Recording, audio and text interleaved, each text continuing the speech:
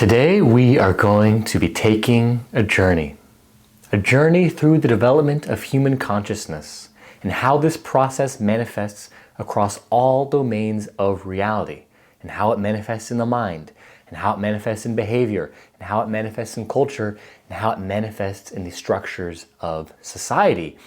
And this is an incredibly important topic to explore, considering humanity is in a critical moment in our own evolution, a moment so pivotal that the very fabric and foundation of how we live, how we organize, how we make meaning, it's all metamorphosing before our very eyes. And I think we can all feel it now. We are on the precipice of something massive. Many thinkers are describing this current state that humanity is in as the meta-crisis, which refers not just to one crisis, but a crisis of crises where multiple breakdowns are happening simultaneously throughout all domains of life. We're seeing ecological systems collapsing and dying and degrading worldwide. Economic inequality increasing. Millions, even billions are impoverished across the globe, with most people working their whole lives just to get their basic needs met, living in pure survival consciousness where no real psychological growth is possible. We have uprisings with authoritarian undertones taking place. Mental health is generally declining. There's genocides happening, war, the consistent looming threat of nuclear war that's always there in the background, and of course, the impending technological singularity in artificial intelligence that looks primed to transform the very fabric of how our species operates. Some experts are even worrying that our species could go extinct as we render the planet uninhabitable for life. Those are the most doomer perspectives. I don't personally believe that's going to happen. That's not what this video is about. There's some other perspectives, the more optimistic hold hope for some sort of utopia that technological innovation might bring about.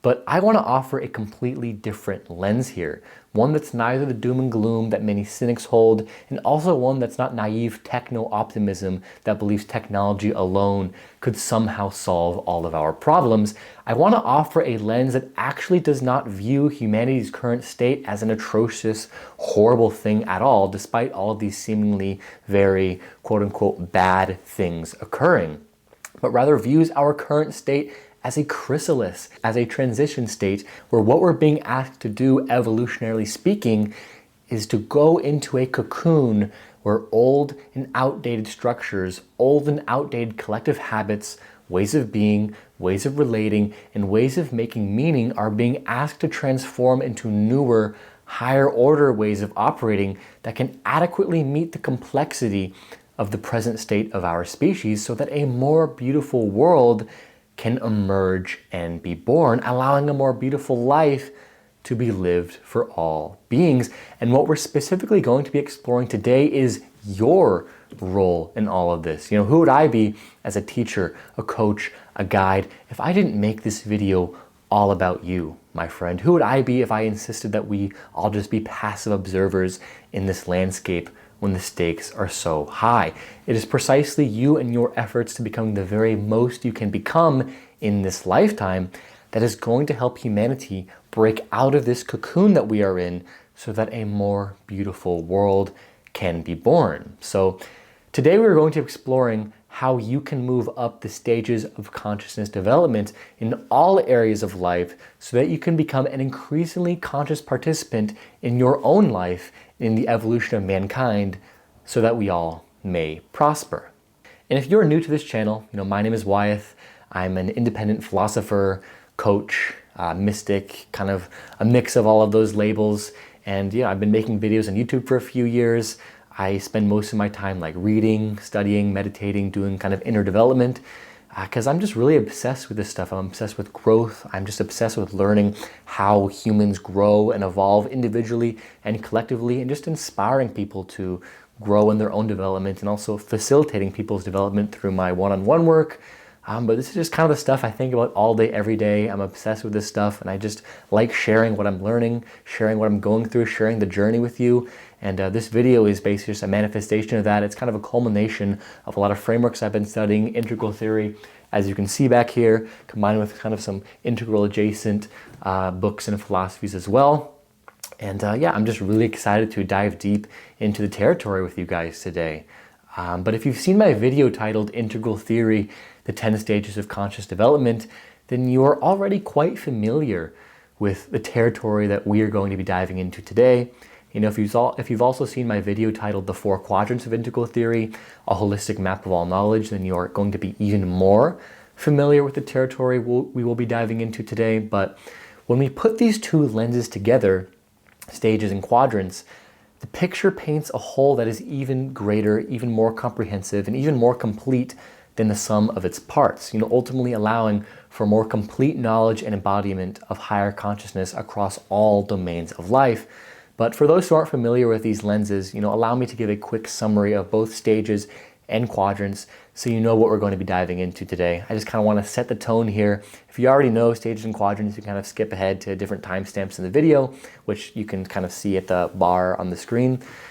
But firstly, the lenses of stages refers to what the field of developmental psychology has shown us to be true across a variety of fields of study. You know, thinkers such as Susanne Cook-Greuter, Terri O'Fallon, Robert Kegan, Claire Graves, and Ken Wilber are a few thinkers I will be pulling from in my analysis of stages today. I highly recommend you check out their work if you want to, like, the juiciest insights of how human consciousness evolves. But what the field shows us is that throughout human history, consciousness has developed in stages.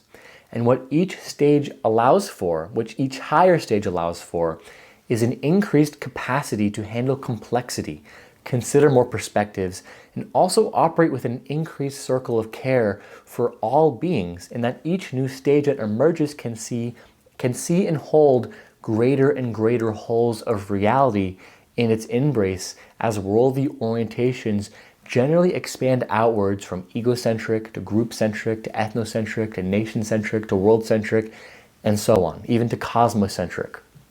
And what's crucial to understand is that each stage isn't just a different way of thinking, it's a fundamentally different way of making meaning, of organizing society, of relating to self and reality. It's like literally inhabiting a different world as you go up each stage. And crucially, each stage emerges because the previous stage reached its limits. When an old stage can no longer solve the problems it has created, when its worldview and value system becomes too narrow and too fragmented for the challenges that it faces, well, that's when evolution kicks in and a new, higher order stage begins to emerge. And this is precisely what is happening today with the meta crisis. You know, we are in the face of so many complex, multidimensional, intersecting crises that the only way forward is to move to higher, more complex consciousness with an expanded concern for all people and all beings. It's the only way forward as our level of technology is rapidly outpacing our level of embodied wisdom. So that's a summary of what stages are referring to. And what quadrants are referring to is the notion that all phenomena that occur in human reality manifest in 4 domains of existence. This was a framework developed by philosopher Ken Wilber, whose some books I have right up here.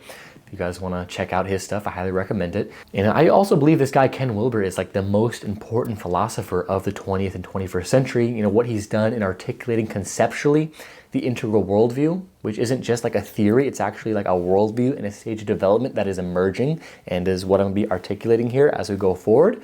But to get a sense of what we mean by quadrants, I'll put a graphic of the 4 quadrants up on the screen.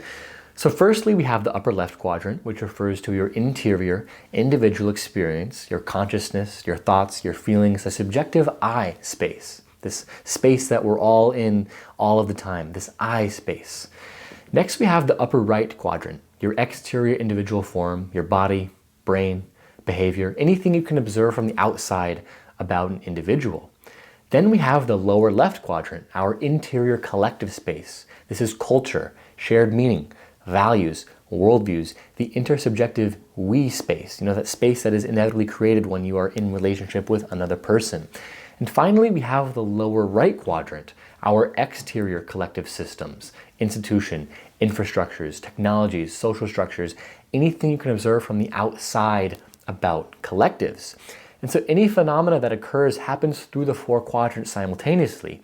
In my previous 4 quadrants video, I used the example of racism, showing how racism manifests as individual psychological biases in the upper left, discriminatory behaviors in the upper right, shared cultural narratives in the lower left, and institutional systems of oppression in the lower right. And that you can't fully understand racism holistically unless you see all 4 dimensions simultaneously. And another example of a phenomenon happening in all 4 quadrants is romantic love. In the upper left individual interior, you have the interior feelings, the butterflies, the longing, the sense of connection, the way you become consumed with thoughts of this person. In the upper right individual exterior, there are measurable physiological changes, increased oxytocin and dopamine, elevated heart rate when you see them, the physical behaviors of touching, kissing, the way your body just literally moves and behaves differently around them. And then in the lower left collective interior, you're participating in shared cultural meanings about what love is, what a relationship is, what relationships should look like, the unspoken rules and rituals of courtship that your culture has passed down.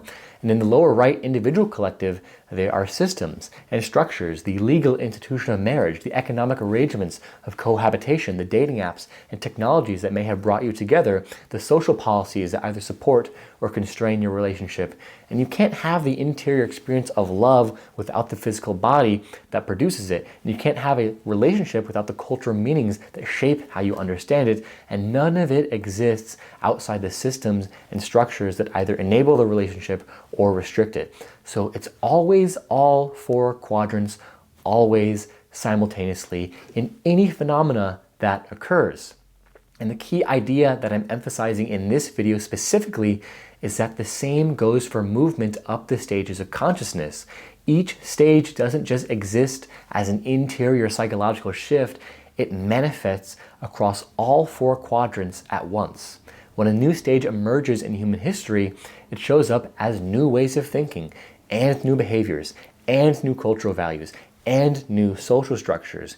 You cannot have one without the others, and this is critical to understand because it explains how to really transform as a human being and as a human collective, as a human society. We need to experience shifts in all 4 quadrants in order to bring about full spectrum transformation that actually leads to a more beautiful self and a more beautiful world. A world where everyone can have their basic needs met, where everyone can feel safe and loved and abundant, where every human can also meet their growth needs as well and have the opportunity to self-actualize and self-transcend. That type of world is what we want to move towards as a species. So what I've done is I've taken the 4 quadrants framework, I've taken the stages framework, and I've condensed the most relevant stages of consciousness into 4 primary stages. Level 1 being the conformist, level 2 being the achiever, level 3 being the humanitarian, and level 4 being the evolutionary. And if you're familiar with stages, these kind of parallel, like stage amber, stage orange, stage green, and then stage teal in the integral framework. So it kind of parallels that, but I've kind of gave an archetype to it. I've condensed it a little bit so that I can explain it in a very clear way, because when you get into the Ken Wilber philosophies, it gets very dense. The language can be kind of weird. You might not understand it. And what I've kind of done is I've condensed this. I've changed the language to make it more understandable, so that you don't have to spend 200 hours reading advanced developmental theory, and so that you can just understand it very clearly, and that I can just articulate it clearly, so that you can get all this, the juiciest insights in 2.5 hours, and you don't have to spend so much time reading dense ass developmental theory.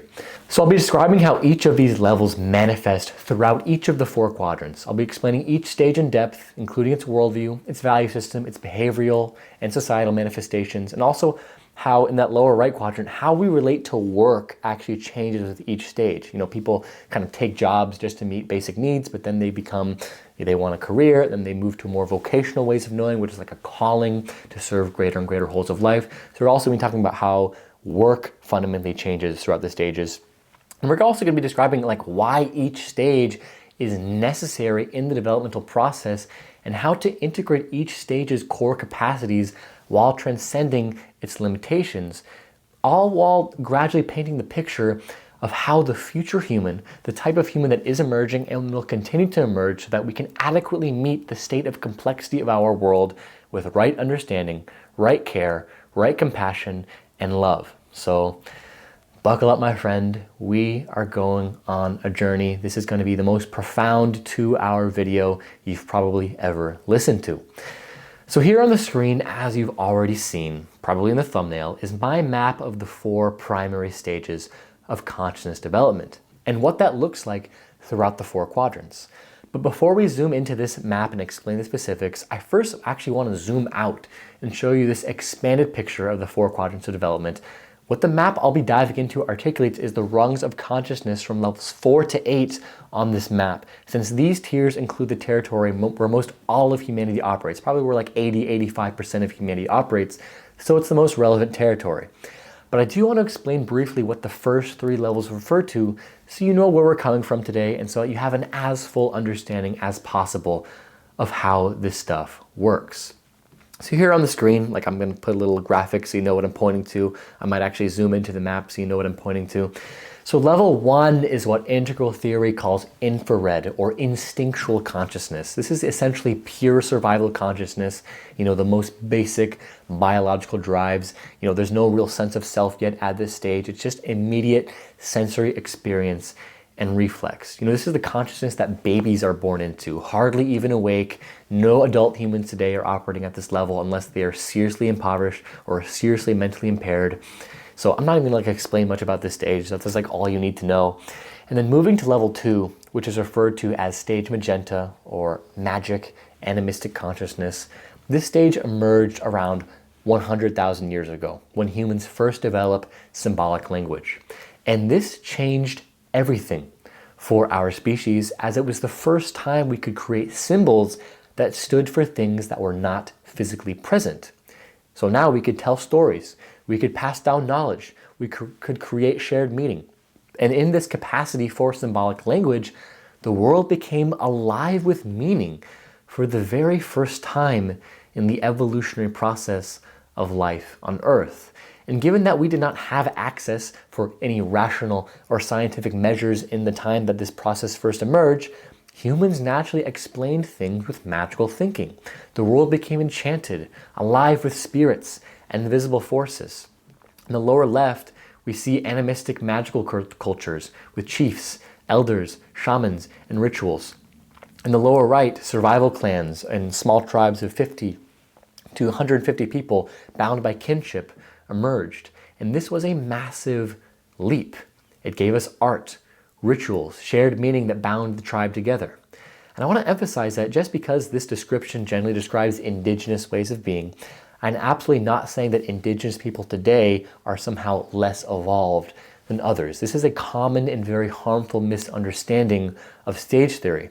In actuality, many indigenous cultures have exhibited remarkably sophisticated capacities in ecological awareness, deep relationality with nature, communal coherence, and long-term thinking that are indicative of higher stages, all of which Western modern culture have literally fucking destroyed and are desperately trying to recover as we face ecological systemic collapse. So what I'm emphasizing here is that we're mapping the historical emergence of consciousness structures. We're not ranking people, we're not putting people into boxes, and we're certainly not suggesting that indigenous people today are somehow less evolved, when in actuality they've maintained capacities that highly quote-unquote developed modern societies have lost entirely and direly need if we are to change the course of evolution into a more positive one. But with that being said, magenta as a stage of conscious development is something that all people go through, and that again it refers to this magic animistic consciousness where the world is enchanted with spirits, and this is something every human goes through, such as when you were a child and you believed in Santa Claus and the Tooth Fairy, or when you thought that there were monsters hiding in your closet. In fact, the movie Monsters, Inc. is all about this stage of consciousness. This stage of consciousness makes that movie possible and a thing that exists. But when this stage was the dominant mode of knowing in consciousness tens of thousands of years ago, we were largely at the mercy of forces we couldn't understand or systematically influence. There was drought, there were floods, disease, predation, conflict with other tribes. There was minimal sense of individuated agency. There was little capacity to deliberately shape circumstances through strategic personal action or individual will. You couldn't make many things happen through your own power. Like you performed rituals, you appealed to spirits, you honored the ancestors, you continued to hunt and gather, and you hoped that would suffice, you hoped that would be enough.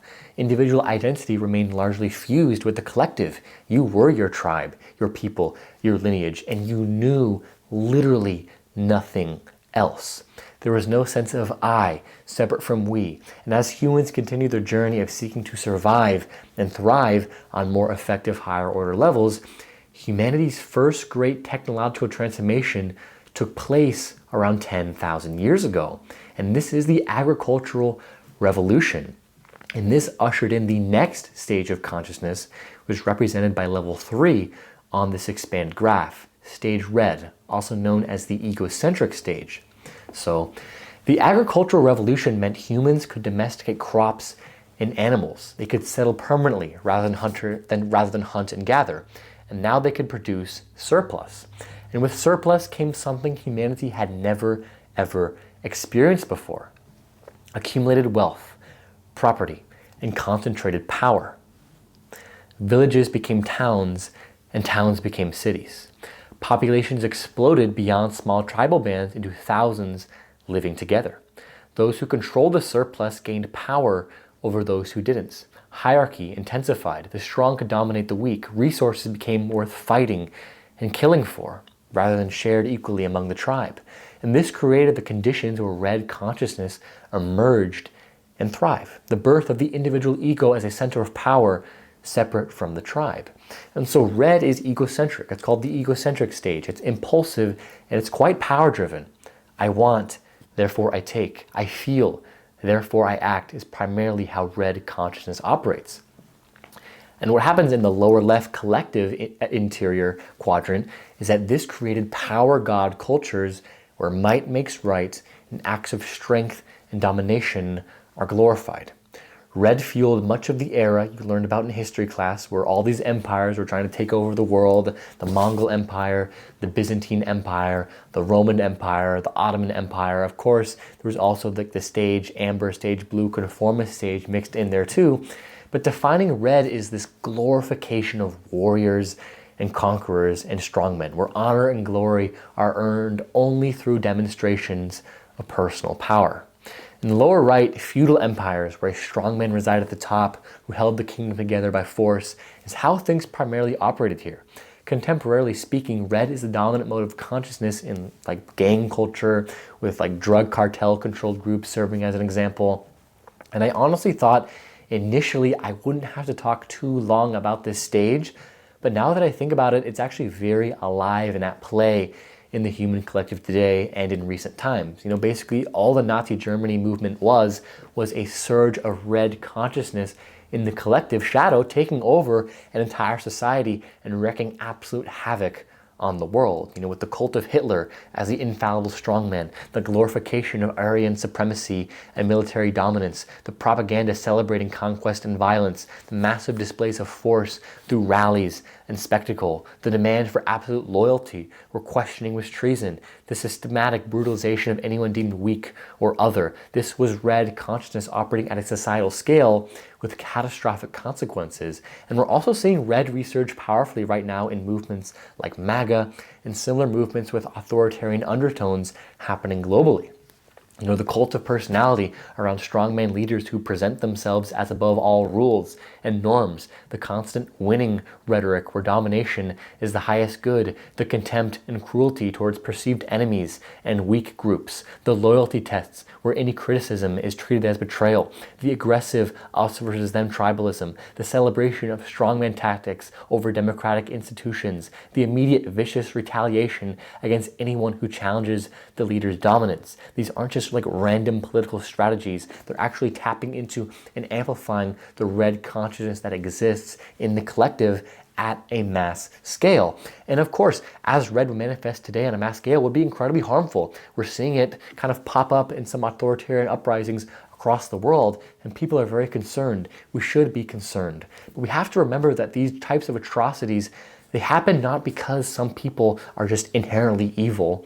What we commonly call evil is actually just a byproduct of low consciousness development, which innately doesn't have a large circle of concern.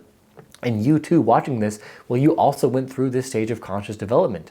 Red refers to that time when you were a young child, like maybe between the ages of 3 and 8, or maybe even referring to early adolescence, when the child realizes it is a separate self and it has their own will. So when there's like a child screaming, like, no, mine, and like they don't want to share the toy, or even if they just take the toy from the other kid, there's honestly something sacred happening there. They're realizing, I have my own wants and I have the power to resist or assert my own will. And this is commonly called the narcissistic stage because one only considers their own immediate wants and needs at this stage. And this is a necessary stage of development. And many people get frozen here and spend their whole lives as a narcissist for reasons that are typically not of their own control, not because they're like innately evil or something. But without this stage of development, we wouldn't even know ourselves as an individual self. We would remain fused with our caretakers and remain unable to identify or satisfy our own impulses or desires. And you have to realize you are a self with your own needs, wants, and desires before you could ever even begin to consider the wants, needs, and desires of other people. So, in summary, Red gave us valuable evolutionary capacities, individual selfhood, also like a warrior spirit as well. But Red operating at a mass scale creates endless conflict, brutal hierarchy, and societies that cannot stabilize or create shared prosperity because everything depends on heavily concentrated power. It's just very egocentric. It can't hold up or stabilize. And around 5,000 years ago, this chaos became unbearable. Humanity desperately needed something more. We needed principles and rules that could organize not just hundreds or a few thousand people, but millions of people across vast territories. We needed to transcend pure egocentric consciousness and create something genuinely stable and meaningful. And what this evolutionary pressure gave birth to, level 4 on this expanded map, what I call conformist level 1 on the map I showed you earlier, integral theory calls this stage amber as well. And this is where our deep exploration truly begins. Alright, so it's taken me like 20 minutes to even get to the point where I begin explaining the zoomed in map that I've created, which starts here with level 1, the conformist, which essentially describes stage amber in integral terms, stage blue in spiral dynamics terms. These are various developmental models that you can learn about that all essentially point to the same thing. But what happens here is that the chaos that red egocentrism has created becomes tamed by absolutistic, moralistic principles in order to keep people in line and unify and harmonize large quantities of people. As has happened in the human story a few thousand years ago, this is when the major traditions began to have a stronger influence. Judaism, Islam, Christianity, Buddhism, Confucianism, Hinduism, Taoism. The need here was to create sacred stories and moral principles that kept people in line and maintained law, order, and peace. And so what all of these meaning-making schools of thought did was provide not just rules for behavior, but complete cosmologies, total meaning-making systems that answered where we came from, why we're here, how we should live, and what happens when we die.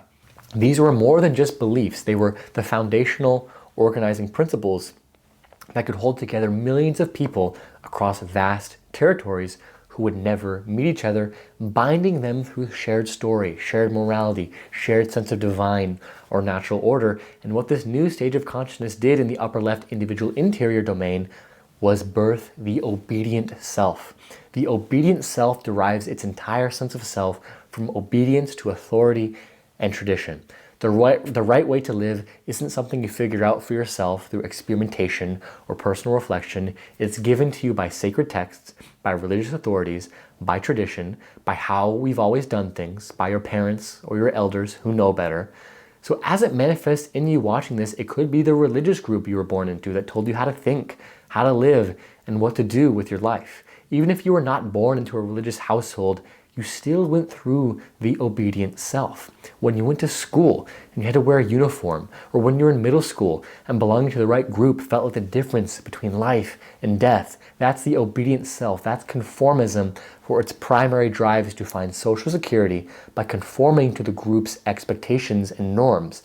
And then what the obedient self looks like in the upper right individual exterior, and that creates the follower archetype. The follower is the behavioral expression of conformist consciousness, how you actually show up and act in the world. Neurologically, the brain has developed enough impulse control and rule-following capacity that you can resist immediate temptation. You can resist your immediate egocentric desires because you've internalized this is wrong, or I'll be punished. The prefrontal cortex can now hold and follow abstract rules without constant external reinforcement.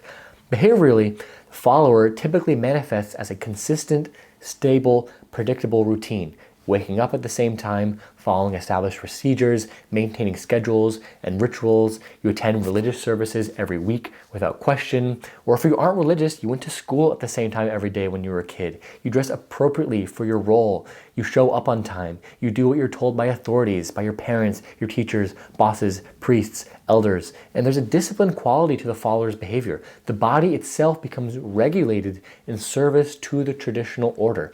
You sit up straight. You control your appetites. You present yourself properly according to social expectations. You participate in the expected ceremonies and traditions. You don't rock the boat. You don't question. You don't deviate from the established way of doing things. The follower finds genuine comfort in this predictability and structure. There's safety in knowing exactly what's expected and having clear roles and clear rules. And in the lower left culture quadrant, this conformist consciousness creates what is called traditional cultures. In traditional cultures, there is incredibly strong social cohesion in that everyone shares the same stories, celebrates the same holy days, participates in the same rituals, speaks the same moral language. There's a felt sense of unity and collective purpose that's particularly powerful here. People know what's expected of them. There are clear consequences for violations. The social fabric feels stable and eternal because it's backed by divine or naturally right authority. The cultural values revolve around duty, honor, piety, obedience, sacrifice, righteousness, and belonging to something greater than yourself. The person who fulfills their assigned role follows the commandments. This person is virtuous and good. The one who rebels, questions tradition, follows their own path, breaks the rules. This person is dangerous, sinful, and must be brought back in line or expelled from the community. While this does create strong social cohesion and a very strong sense of stability and order, traditional culture is also extremely rigid and often brutally intolerant. Conformist consciousness believes there's only one true way to live. Everything else is blasphemy or barbarism. Women have their assigned place. Men have theirs. Step outside your role and you're violating natural or divine order. LGBTQ+ identities are often seen as abominations in traditional culture. Other religions are false and dangerous. Questioning the tradition is a rebellion against God, and why would you ever rebel against God? Because God is the highest good, the most holy good. Traditional cultures burn witches, they launch crusades, they enforce strict gender roles, they maintain caste hierarchies, and do it all believing they're upholding the sacred order. There have been many instances where this level of consciousness has tag teamed with stage red to create incredibly oppressive and harmful cultures that have committed brutal atrocities. Think of the Crusades and the Spanish Inquisitions, where red's warrior violence mentality tag teamed with traditional conformist absolutism, where wars were fought, genocides were committed in the name of God and holy duty. And again, if you were not born into a religious tradition, this form of consciousness still shows up when you unquestionably follow the political beliefs of your family, when you pursue a career because it's what's expected of you rather than what calls to you, when you're terrified of standing out or being different, when you feel crushing guilt for deviating from what authority figures told you was right, and when you're constantly trying to get others to conform to what you think is right. That's conformist consciousness. Conformist consciousness isn't just about religion, it's about deriving your entire sense of self, morality, and direction in life from external authorities and traditions rather than from your own discernment and inner knowing.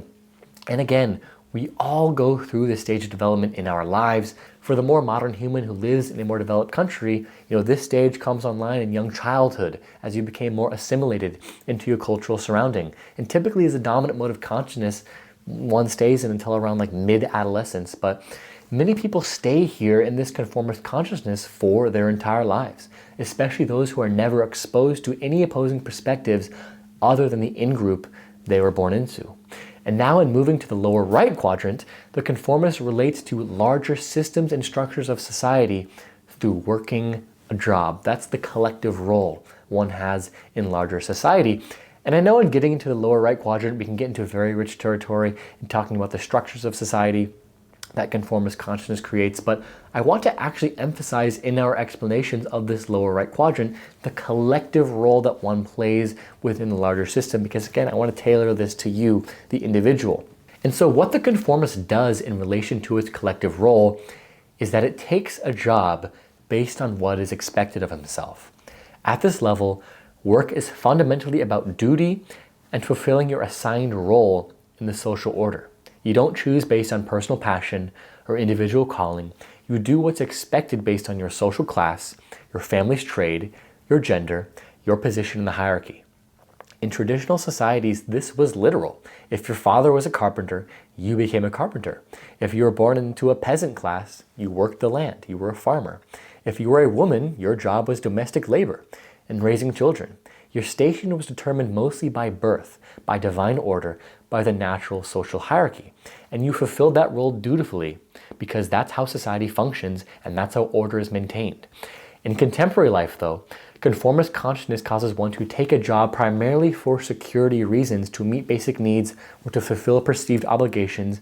You take the job that pays the bills, that your parents approve of, that fits community expectations. You're not asking, does this express my unique gifts? Do I enjoy this? You're asking, is this respectable? Will this provide stability? Will this meet my basic needs? Here, you show up, you follow orders, you clock in and clock out, and you collect that paycheck. So this is how conformist consciousness manifests in the work domain. Conformist consciousness gives birth to the obedient self, which creates the ways of doing of a follower, embedded in traditional cultures where work is understood as taking a job where you meet your needs by fulfilling your assigned duty with the social order. And rightfully so, there's a lot of bad-mouthing of this stage within the human collective today because of the atrocities that this stage can commit in the name of God or in the name of sacred duty. But I also want to take a moment to honor the capacities that this stage allows for in the unfolding development of human consciousness, because this stage gave humanity very crucial evolutionary gifts. The conformists solved problems that egocentric red could never ever solve. It created stable civilizations that lasted for centuries. It organized millions of people across vast territories through shared principles rather than pure force. It gave us law and justice that applied beyond personal power. It created magnificent cathedrals, temples, universities, enduring institutions that preserved knowledge through the Dark Ages. It provided profound meaning and purpose through the connection to divine and the eternal. This was probably the most profound thing about traditional conformist consciousness, actually. It provided us with shared, transcendent meaning that inspired people to live for something beyond themselves, which helped create incredibly strong communities where people genuinely cared for each other within their group. And there's something important here that I feel was lost in our current modern society, which is very individualistic, which is the capacity for genuine community cohesion and social belonging that, again, our hyper-individualistic modern world has just utterly devastated in a lot of ways. In traditional conformist societies, people knew their neighbors. Families lived near each other for generations. You were embedded in webs of mutual obligation and care that gave life deep meaning and also security as well. When someone was sick, the community showed up. When there was a birth or a death, everyone participated in the rituals. You weren't isolated. You belonged to something real and tangible. And again, modern society has destroyed this. We live in cities where we don't know the people in the apartment next door. Like, I live in an apartment and I literally do not know the people next door. Families are scattered across the country and across the globe. Community institutions, churches, civic organizations, neighborhood associations, those have collapsed for the most part. We're more connected than ever through the internet and through technology, but we're profoundly lonely and isolated. The epidemic of loneliness, depression, and lack of meaning in modern life is directly connected to the loss of these traditional conformist capacities for genuine belonging and embeddedness in community. Of course, though, the conformist also has severe limitations that eventually becomes just straight up unbearable. It's rigid. It cannot adapt quickly to new information or rapidly changing circumstances. It's intolerant. It cannot genuinely embrace pluralism or accept that different ways of life might be equally valid. It suppresses individuality. You must fit predetermined roles rather than discover your unique gifts and your unique path. It resists innovation and questioning. And as the world becomes more complex, as different cultures came into contact through trade and travel, as scientific knowledge accumulated that didn't fit traditional cosmologies, as individual freedom became more economically and socially possible, the traditional conformist worldview just simply couldn't handle it. It couldn't hold anymore. And so around 400 to 500 years ago, beginning with the Renaissance and accelerating through the Enlightenment and scientific revolution, a radically new stage began to emerge, what integral theory calls the scientific rational worldview, birthing individualist consciousness. And this changed absolutely everything for humanity. So this new rational individualist consciousness, which is often referred to as stage orange in integral and biodynamics terms, was absolutely revolutionary. At this stage of consciousness, humans began to question tradition more heavily. They tested claims empirically. They sought to discover truth through reason and evidence rather than accepting what authority figures or sacred texts proclaimed. The individual mind was freed to think for itself, to challenge dogma, to pursue knowledge wherever it led, regardless of whether it contradicted religious traditional beliefs. This birthed the scientific method, the systematic observation, experimentation, and testing of hypotheses. And science brought forth a series of species-altering discoveries and innovations, revealing that the Earth wasn't flat, or that the Earth wasn't the center of the universe, or that a magical sky god didn't create the Earth as it is, but rather the Earth and life has evolved and has been evolving for 14 billion years. That diseases weren't caused by demons or by divine punishment, but by germs and biological processes. That the natural world operated according to discoverable laws, the laws of physics. And here, knowledge exploded. Technological innovation doubled. The human lifespan, the capacity to understand and manipulate the material world, increased exponentially. With all of this taking place over just a few hundred years.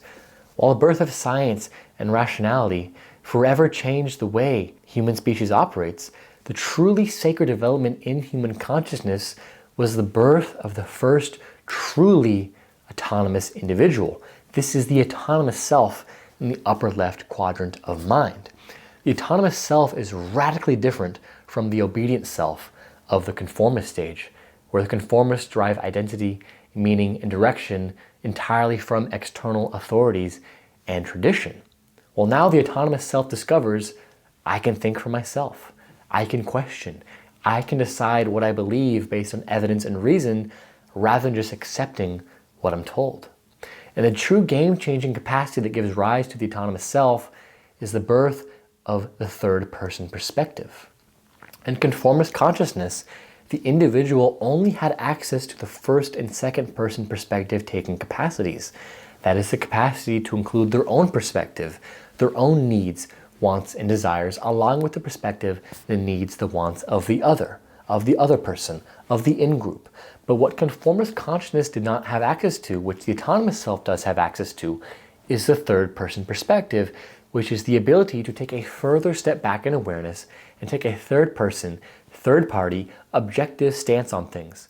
This perspective-taking capacity is what allows for things like rationality, logic, and science to emerge, because what science and rationality is all about is discovering what is true objectively. Not what one believes or wants to be true, not what the words that are written on the sacred text say, but what is actually true in an objective sense. What we can observe, what we can conclude, what we can deduce based on logic, rationality, science, and mathematics. What is really real, what is really objective is value here. When the autonomous self first comes online, this creates an incredible sense of freedom and possibility, because now the self is freed from those external authorities, from the limiting grasp of your religion, although you could still be religious here at the autonomous self, but true movement into the autonomous self inevitably kills any literal fundamentalist clingings to the religion stories. But of course, even if you're not born into religion here, you can also become more free from the limiting grasp of your parents, your peer group, whatever your immediate upbringing told you who and what to be. The autonomous self becomes free of that, relying on its own reasoning, pursuing its own goals, responsible for figuring out its own life. This is both liberating and also anxiety producing. You're free to become anything, but that also means if you fail, it's your fault. If your life lacks meaning, that's your problem to solve. The autonomous self believes it can achieve based on my merit, my efforts, my intelligence, my strategic thinking. This was the emergence of true meritocracy as an ideal, the belief that talent and hard work should determine your success rather than your bloodline. So individualist consciousness births the autonomous self in the mind, giving rise to achiever ways of doing and behaving in the upper right quadrant. In achiever ways of doing, one is self-authoring their life rather than following orders like the follower in conformist consciousness. In individualist consciousness, the achiever is focusing on strategic action towards goals, achievements, success, productivity, and efficiency. This shows up behaviorally as setting your own objectives and systematically working towards them. You're not waiting to be told what to do, you're deciding what you want and figuring out how to go from there. You develop skills deliberately. You read and learn to improve. You track your progress towards goals. Success becomes measurable. The promotion, the degree, the business milestone, the income level, concrete achievements that you can point to. The achiever treats time as a resource to be managed and optimized. You think about efficiency. How can I do this better, faster, more effectively? You experiment with different approaches. You analyze what works. You adjust your strategy based on results. There's a future orientation that the conformist focus on tradition never ever had. You're not maintaining what was, you're building toward what could be. If the achiever archetype had a costume, it would probably be professional corporate attire. A suit and tie, business casual, polished and presentable, signaling competence, ambition, someone who takes themselves seriously and belongs in spaces of achievement and success. Even casual dress at modern companies like tech startups is still strategic. The hoodie and the jeans that say, I'm innovative and I'm not bound by old corporate rules, is itself a calculated presentation. But the achiever can show up in a variety of ways. The student strategically choosing their major based on career prospects and building the resume with internships and leadership positions. The professional climbing the corporate ladder through performance and networking. The entrepreneur building a business from the ground up. The athlete training systematically to shave seconds off their time. Anyone working deliberately to improve their situation through effort and strategic action is in the archetype of the achiever. And over in the lower left cultural dimensions, individualist rational consciousness gives rise to modern culture. The Enlightenment values of reason over superstition, evidence over faith, progress over tradition, individual rights over collective duty. As this mode of consciousness increasingly came online, it fundamentally transformed how entire societies organize themselves. This is when democracy emerged as a desirable and viable form of government. The radical idea that power shouldn't flow from divine right or monarchical bloodline, but from the consent of the governed, that every individual has inherent worth and deserves a voice regardless of their birthplace. The American Revolution and the founding of the United States was one of the most clear expressions of this individualist rational consciousness, breaking free from traditional authority. Take this bar from the American Declaration of Independence, for example.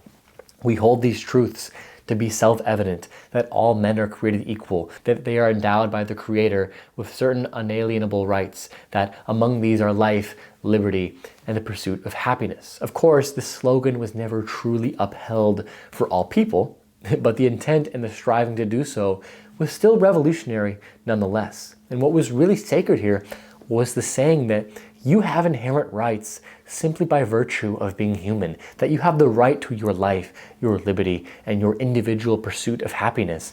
And with the spread and development of this consciousness, eventually slavery was abolished. Greater and greater equality came about for all races and all genders. Of course, we haven't reached true equality yet, but these were some major cultural advancements with this new level of consciousness. And I think virtually everyone can agree that these were important and necessary advancements for the species.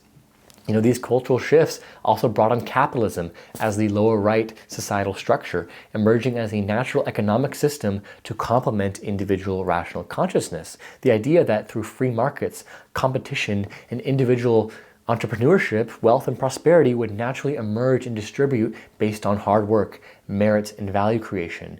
And instead of feudal lords controlling resources by birthright or religious institutions dictating economic activity or monarchs holding virtually all the wealth and power, capitalism said, Let individuals compete freely. Let the best products and services win. Let people rise or fall based on what they produce and contribute. And capitalism combined with scientific and technological innovation created unprecedented material abundance. Life expectancy doubled. Poverty decreased dramatically, although it still exists widespread. Technologies emerged that transformed daily life: electricity, automobiles, airplanes, telecommunications, computers, the internet. Standards of living increased exponentially for hundreds of millions, even billions of people. The average person in a developed nation today has access to comfort, conveniences, information, and opportunities that kings and emperors of previous eras literally could never have imagined in their wildest dreams. All of this manifested in just a few hundred years. And so this is the gift of modern rational culture. It solves material problems through innovation. It creates more abundance through productivity. It expands freedom through individual rights, and it advances knowledge through science. It takes people seriously as autonomous agents capable of rational thought and self-determination, rather than treating them as subjects to be controlled by traditional authorities. And another key feature we can talk about in this lower right quadrant is how this changed how we relate to work fundamentally. Instead of fulfilling our basic needs, duty, and perceived obligations by taking a job in conformist consciousness, we can now take our agency as autonomous individuals and really build and craft a career that is a deliberate path of development designed for you to be a specialist in a specific domain of life. That is, a person born into a working family class can theoretically, through education and strategic effort, become a doctor, lawyer, engineer, executive, entrepreneur. You can even change careers entirely if one path isn't working. You can retrain, you can pivot, you can start over. Your trajectory is based on your performance, your credentials, your ability to create measurable value in the marketplace. And so your career also becomes a primary source of identity and meaning in ways that taking a job never was for the conformist. What do you do? Or in college, what is your major is often the first question people ask when meeting someone new, because your career, your area of expertise defines who you are, what you've achieved or what you are achieving, and what value you create in the world. And so this entire modern individualist rational stage of consciousness is the dominant stage of consciousness that our world operates at today. You watching this are certainly deeply, deeply familiar with this tier of consciousness and certainly experience it living inside of you today. And while modernism, individualism, along with science, logic, and rationality allowed for incredible innovations in the human story to take place, there are also profound limitations to this stage of consciousness. And these limits and shortcomings are becoming increasingly known today as the meta-crisis becomes more and more pervasive. And I would even say that the primary reason, not the only reason, the meta-crisis exists is because of this modern individual stage of consciousness. I'm sure we can all intuit what these limitations are, but to better elaborate my point here, I also want to emphasize that every major stage of consciousness comes baked in with its own metaphysics, which essentially is a worldview, or I would even say a story about the fundamental nature of reality itself, which tells us what is really real, what exists, what matters, and how things really work at the deepest level, which of course impacts us drastically on how we orient to life. So the metaphysics of modern rational individual consciousness, the underlying story about what's fundamentally real and what matters, is materialism and reductionism. Materialism says that only the physical, measurable, objective world is truly real. Matter is primary. Everything else, consciousness, meaning, values, purpose, is either epiphenomenal, just a byproduct of matter, or illusory, not actually real. Reductionism says that everything can be fully understood by breaking it down into its smallest component parts. If you want to understand a human being, just study the biology. If you want to understand biology, just study the chemistry. If you want to study the chemistry, just study the physics. Reduce everything down to matter in motion, particles following physical laws, and you've explained everything there is to explain. This metaphysical framework produces a very specific story about reality. The universe is fundamentally dead, meaningless matter operating according to mechanical laws. Life emerged accidentally through random chemical processes. Consciousness is nothing more than brain chemistry, neurons firing, neurotransmitters flowing. There's no you in any deep sense. There's just biological processes creating the illusion of a self. And love? Well, love is just oxytocin and dopamine. Meaning and purpose? Those are just subjective illusions we project onto an inherently meaningless cosmos to make ourselves feel better. Beauty, truth, goodness, these aren't real features of reality. They're just human preferences and evolutionary programming.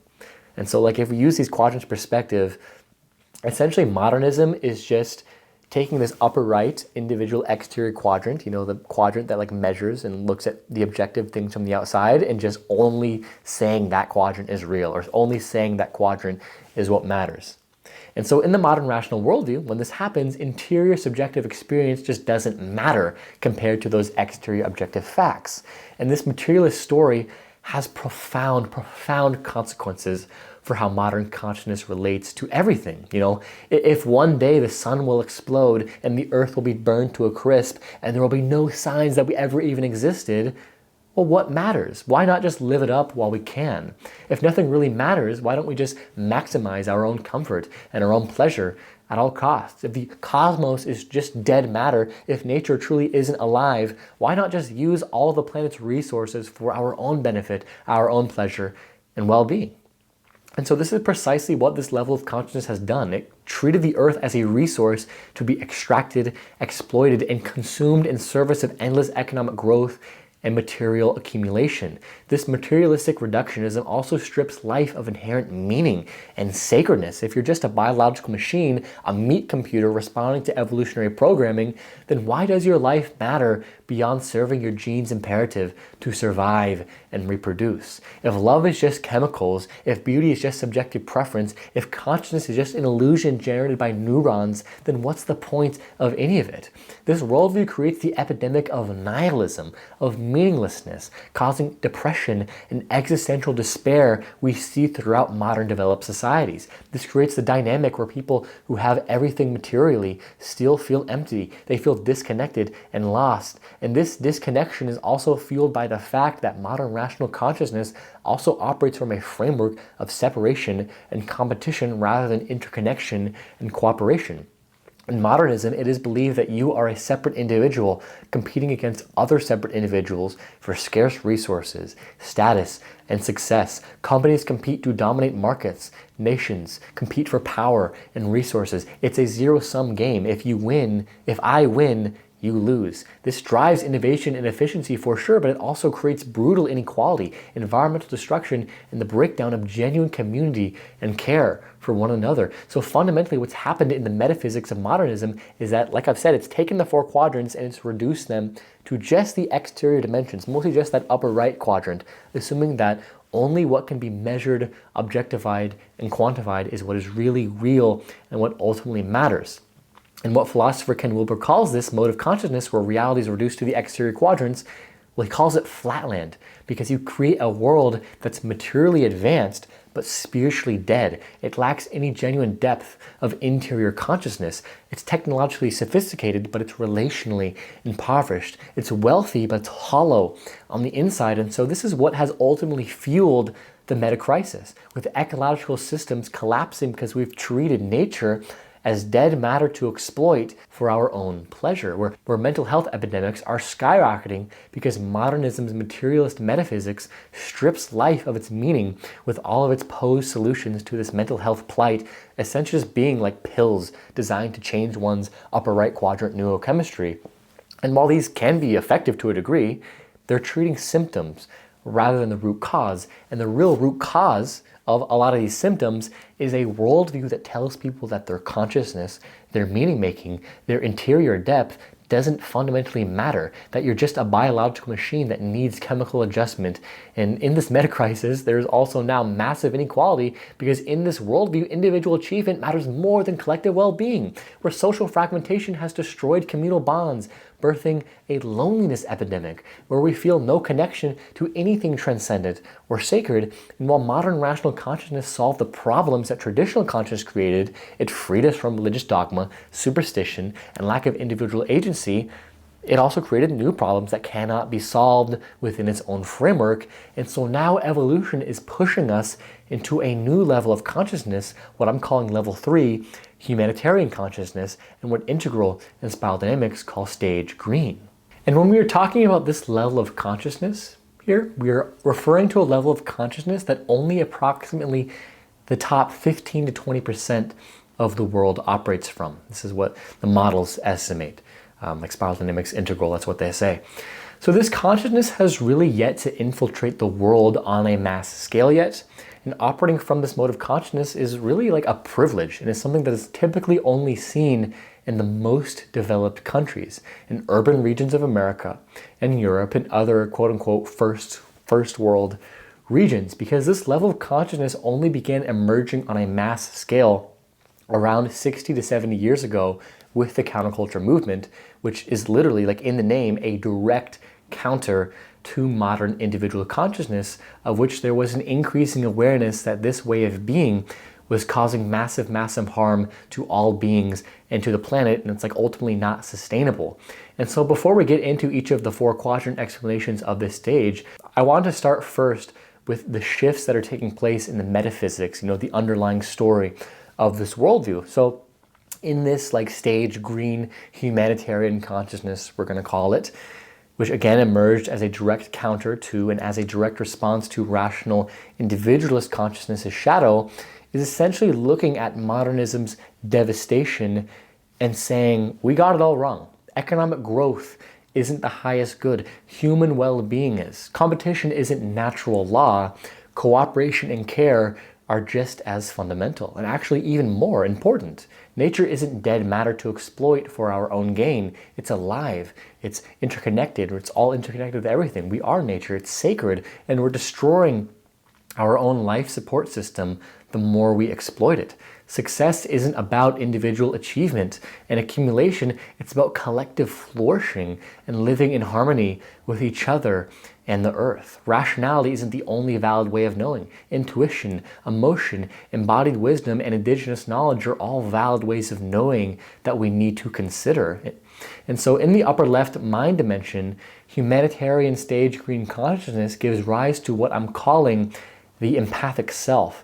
And the empathic self has just unlocked something profound in her consciousness. This is what developmental theorists call the 4th person perspective. And to understand the profundity of this, let's walk back through the first 3 person perspective real quick. So the first person perspective has access to one's own immediate perspective, their own immediate wants and needs. Then the second person perspective comes online, which births conformist consciousness, in which you can take the perspective of the other, finally, opening up the entire domain of social life, relationships, and the need to belong to groups. Then, typically in adolescence, if healthy development is taking place in a more developed culture, the third person perspective comes online, in which one can step back and take an objective view. You can see yourself from the outside, you can think strategically, and plan for your own individual future separate from what your family or your group wants from you. This is the birth of the autonomous self, the rational, strategic, self-authoring self. But here's what the third person perspective cannot see. It's still completely embedded in its cultural programming and surrounding.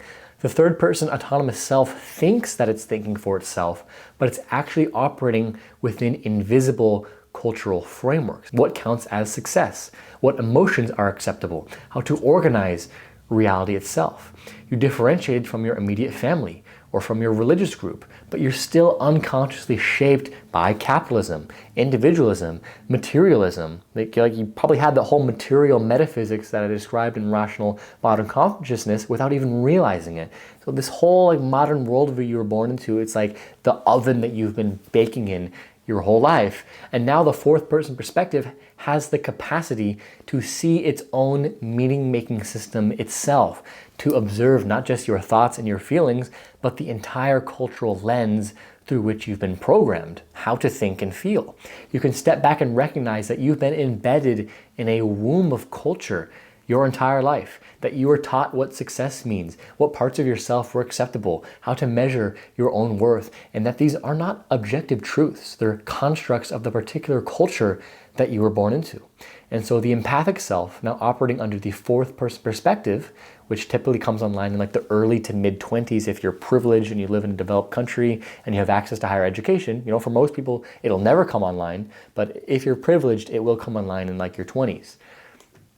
And so now, this consciousness is now really in a very open and expansive place, because once you see that you're a product of your own cultural conditioning, you can see how everyone else was also shaped by their own cultural conditioning, and this creates profound empathy and compassion, thus the empathic self, because now you can understand that people are products of their cultural conditioning just as you are. Now there is profound expansion of empathy and care that extends far beyond just your immediate circle or even just other humans, and comes to embrace all of life.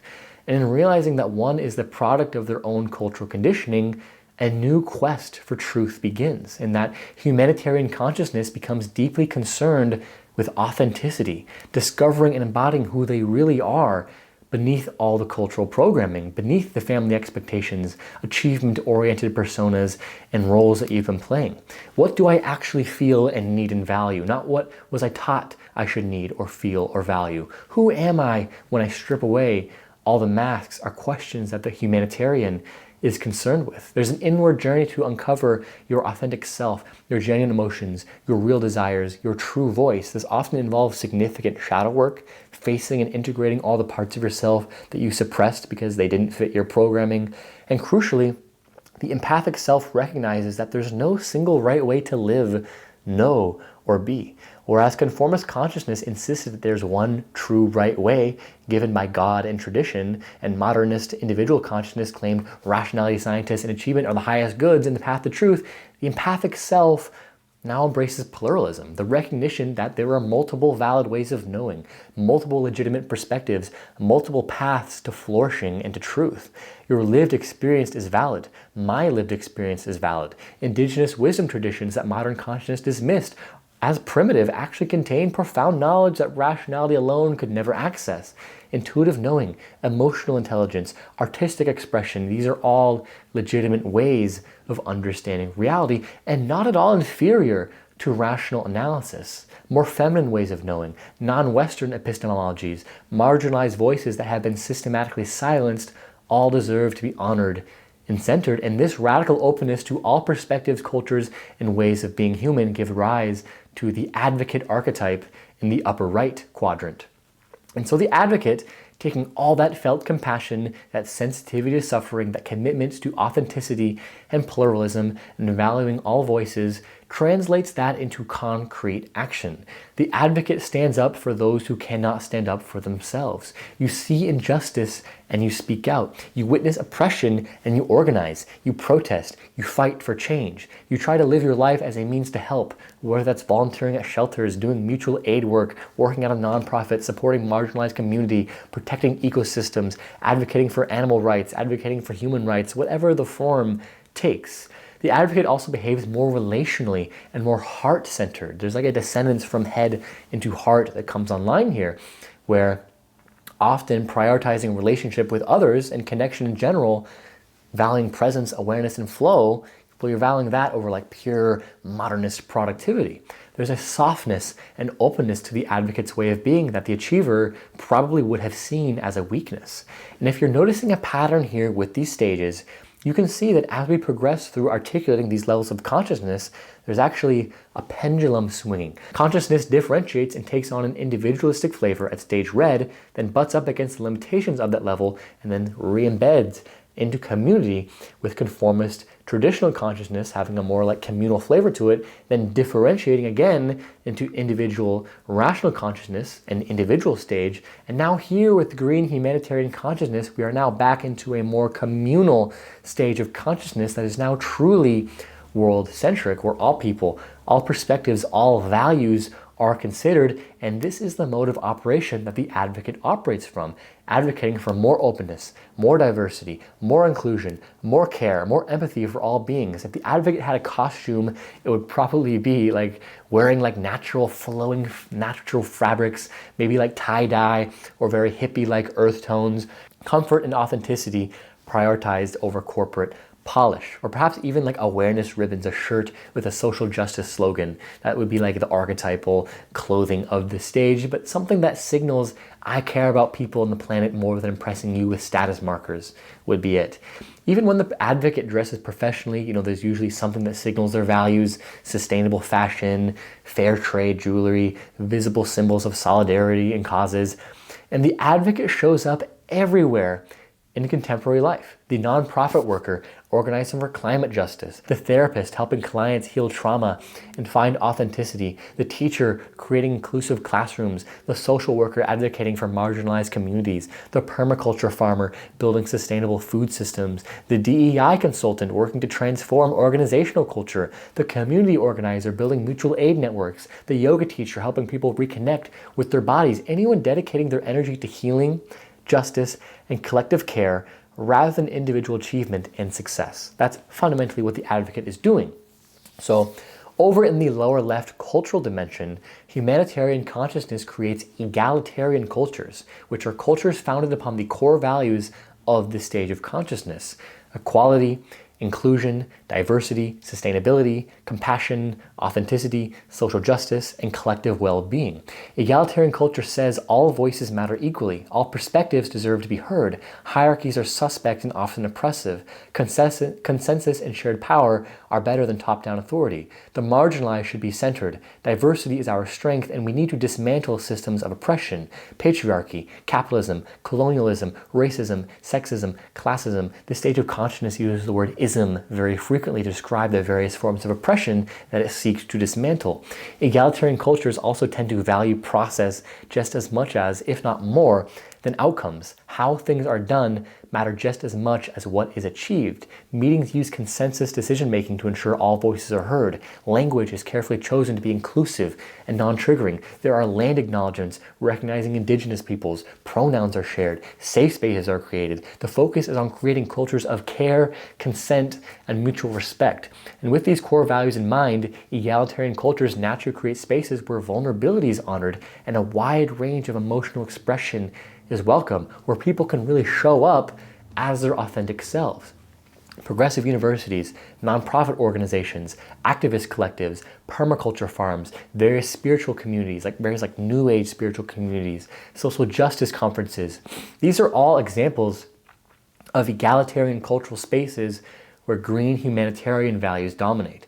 But notice how the examples I just gave are limited to certain groups, institutions, and organizations. Postmodern egalitarian culture hasn't become the dominant culture of entire civilizations the way that pre-modern traditional and modern rational cultures have.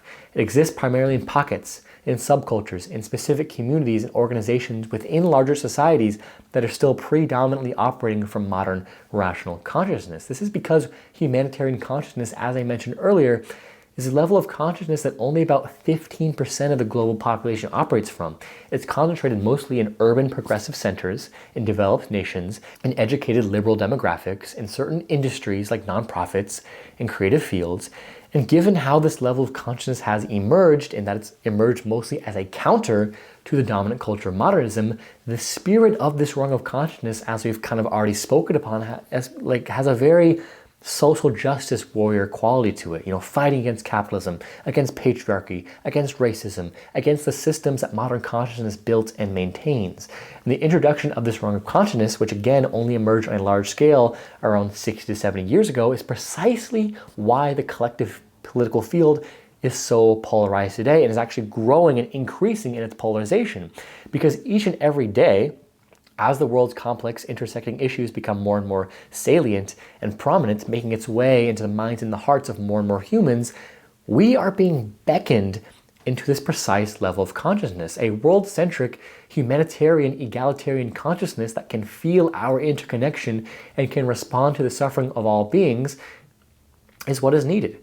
And while some people are responding to this call, moving into this level of consciousness, Others perceive it as a threat and are doubling down on both their traditional and rational worldviews, as conservatives today tend to view this level of consciousness as threatening to the way they make sense of and operate in the world. And that's precisely because it is. It is threatening to prior traditional and modern rational ways of life. Egalitarian consciousness is founded upon deconstructing all the meaning-making structures and institutional systems that exist in traditional and modern culture. They question religious authority. They question the way science is conducted. They question gender norms. They question what gender and sex really even is. They critique capitalism and free markets. They amplify, marginalize, and oppress voices that traditional and modern culture often silenced or just simply didn't give a voice to. So yeah, the introduction of this level of consciousness is really shaking things up in the collective field, which is what is contributing to much of this polarization. And as humanity evolves towards increasing humanitarianism and egalitarianism, previous stages, well, they stand their ground and they start to defend, where it's no longer just a disagreement in policy, but fundamentally different stages of consciousness with different morals, different ways of making meaning that literally cannot understand each other because they do not stand upon the same metaphysical assumption for who they are, what this world is, how it works, and how we ought to live within it. Over in the lower right quadrant, humanitarian consciousness gives rise to a radically different way of relating to work. That is, one's role within the larger collective. Instead of taking a job in conformist consciousness where you worked that job because it was basically assigned to you in the social order, or you took it because you just needed to meet your basic needs. And unlike achiever consciousness, where you chose a career that was all about gaining a skill within a specialized niche and then strategically advancing yourself up the successive ladder within that niche, humanitarian consciousness now relates to work through vocation, not a job, not just a career, but a vocation where you're listening to the world and you're answering a call to serve something larger than yourself and work in a way that aligns with your authentic self, your deepest values, that contributes to something good and positive in the world, that mends an ache within this hurting world. This is why you often see people who were successful in modern achiever culture wind up feeling hollow and empty once they've had that success, once they've reached that income level, once they've gotten that desired promotion, once they've bought that nice house and that nice car and have that beautiful romantic partner. It's because they've realized individual success can only take one so far. And at a certain point, the upward pull of consciousness that is pulling them and all beings towards greater love, unity, wholeness, goodness, and truth is calling them. And to answer that call, you'll have to start relating to work as a vocation, as a devotion to serving something that benefits the larger fabric of life. And this vocation is precisely how universities will not teach someone how to live. Universities only care about employment rates post-graduation. Universities only care about helping you find a job and start a career. They don't give two shits about helping you develop vocational ways of knowing that actually help you unearth your calling in the world. No, universities are only designed to take you to a state of competency and complacency within modern rational individual culture. If you go to a more progressive school, or you take a liberal arts degree like I did, you'll be introduced to this emerging humanitarian, egalitarian, green level of consciousness, but in my experience, they still won't do all that much to help you actually discover and live your vocation. They'll just give you like theoretical frameworks and critical analysis tools that are definitely beneficial to moving into this rung of consciousness, but it'll likely leave you with massive debt and without a clear path forward for a career and for a vocation. The university system itself is still fundamentally a modern rational institution designed to produce workers and specialists for the capitalist economy, even when it's sometimes teaching you to critique that very system. This topic of education and the shortcoming of the university system is something I'm just like incredibly passionate about. I remember always wondering when I was in middle school and high school what my job or career would be in the world. I'd always think of the possibilities, but no one thing ever seemed to quite fit. Society always made you choose one specific thing, one major, one very narrow form of specialty that you had to choose that would define your career and like really your entire life. And even as I went through school, got my degree in psychology, I never chose one specific thing in my heart. And I eventually realized that I didn't have to, I didn't need to, nor did I want to. It'd be like against my values and like I'd have to turn my back on my authentic self to choose one specific thing. And I realized my calling was more integrative and multidimensional that synthesized my various passions. I mean, I consider myself a coach, a mentor, a mystic, a philosopher, a writer, an artist, and so on. And being called to use my natural talents and skill sets to serve the unfolding emergence of consciousness here on Earth. And I admit the career paradigm is still alluring. It actually serves a purpose. I mean, it promises stability, consistency, reliable pay, opportunities for advancement. And I don't intend to paint the picture that to move into vocational ways of knowing means that you must be a polymath and do a lot of different things. One can, and many people do, still have a quote-unquote normal career, but are operating from vocational ways of knowing rather than career ways of knowing, because vocational ways of knowing at its essence is to allow yourself to be moved by a receptive pull that is calling you to serve life, to mend an ache within the world, whereas modern career ways of knowing are more about an active push towards more and more success, more money, more status, more nice things. And this is easier said than done to step into a vocation, because finding your true vocation requires a different kind of relating. It requires soul searching, it requires shadow integration, values clarification, listening to what genuinely calls to you rather than what seems strategic or respectable. It's a lot more right-brained rather than left-brained. It often requires going against what you were trained to do or told to do. It often involves disappointing parents who had other plans for you, taking financial risks, stepping into uncertainty. So that's the work domain that we just discussed in the lower right. That is like the collective role one has within a society at this stage of consciousness and how they relate to that collective role. But I also want to talk about other aspects of the lower right, such as what a green, humanitarian, egalitarian society would look like. So when this stage green consciousness gains social, political, and economic power, what happens is that social democracies are created. And really the only examples of countries in the world that are operating at this level of consciousness as their center of gravity are the Scandinavian countries. If we look at countries such as Denmark, Norway, Sweden, and Finland, maybe some of the Netherlands and Germany, these nations have actually built functioning, healthy societies organized around green humanitarian values.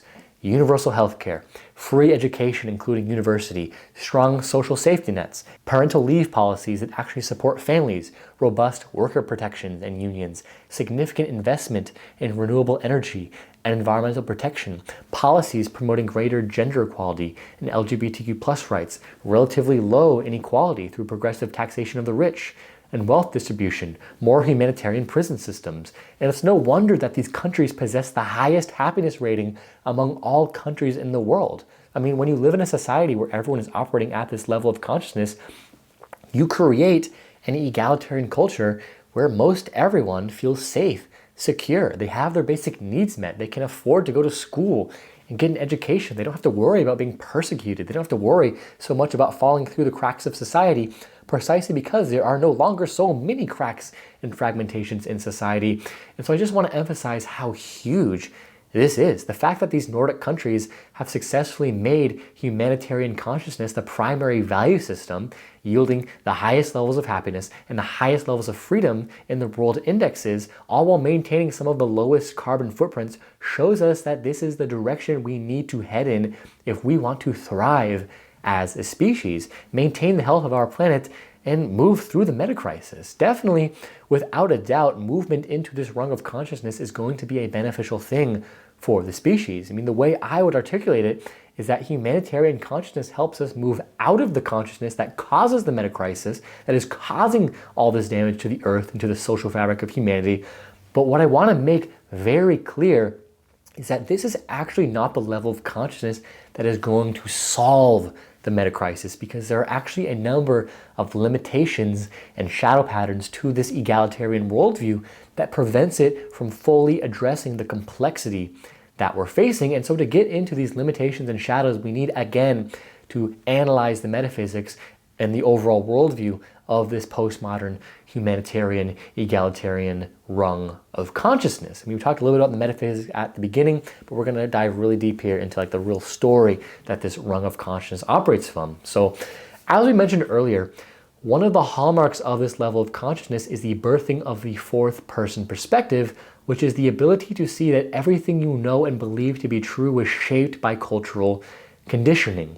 And the worldview that arises here is often called the plural relativistic worldview, because at this level of consciousness, one comes to understand what relativism is, which is the recognition that truth meaning and value are relative to cultural context, historical periods, and power structures rather than being absolute or universal. So what's considered true in one culture might be completely different in another. And who's to say which is more correct? They're both just products of their particular conditioning, right? And this insight is genuinely profound and revolutionary because it reveals how much of what modern consciousness claimed was objective and universal was actually just the perspective of like white Western males projecting onto everyone else as if it were neutral truth. It reveals how science claimed to be purely objective, and in its purest form it is purely objective, but actuality and how it's implemented is that science is shaped by the cultural assumptions and power structures of those doing the science. In fact, you can't get away from this like subjective dimension of science because you always have the humans who are interpreting the results and the facts and what's derived from the studies. So you can't actually separate the subjective dimension from what science is, which claims to be purely objective. So you can't actually get something that's purely objective. And what postmodernism does is essentially they call this out. And fundamentally, like what this worldview is saying is really, they're saying that there is no absolute truth. And this ushers in, again, a profound sense of empathy and concern for all people because you see that just like you, everyone was shaped by their own cultural conditioning. And so now there are multiple valid truths, multiple valid perspectives, all equally right within their own context. Your truth is true for you. My truth is true for me. Indigenous wisdom is true for indigenous people. Scientific truth is one way of knowing among many. This is why this stage is called pluralistic, because it genuinely embraces that there are many valid ways of being, knowing, and organizing reality. And this was so liberating in many ways, realizing that there's a socially constructed element to something like gender and race rather than fixed biological categories allows us to make space for marginalized identities. But the problem is that when this way of knowing is implemented, like the way of knowing that says there is no such thing as truth, all perspectives are valid, your truth is your truth, and my truth is my truth, well, that gets icky and hairy because you can't take it very far, and it's actually impossible to operate effectively within this frame because, well, to be a human, you have to make truth claims. To be a human, you have to say some things are true, some things are false, and some things and ways of being are better than others. And humanitarian consciousness does this while claiming that they don't.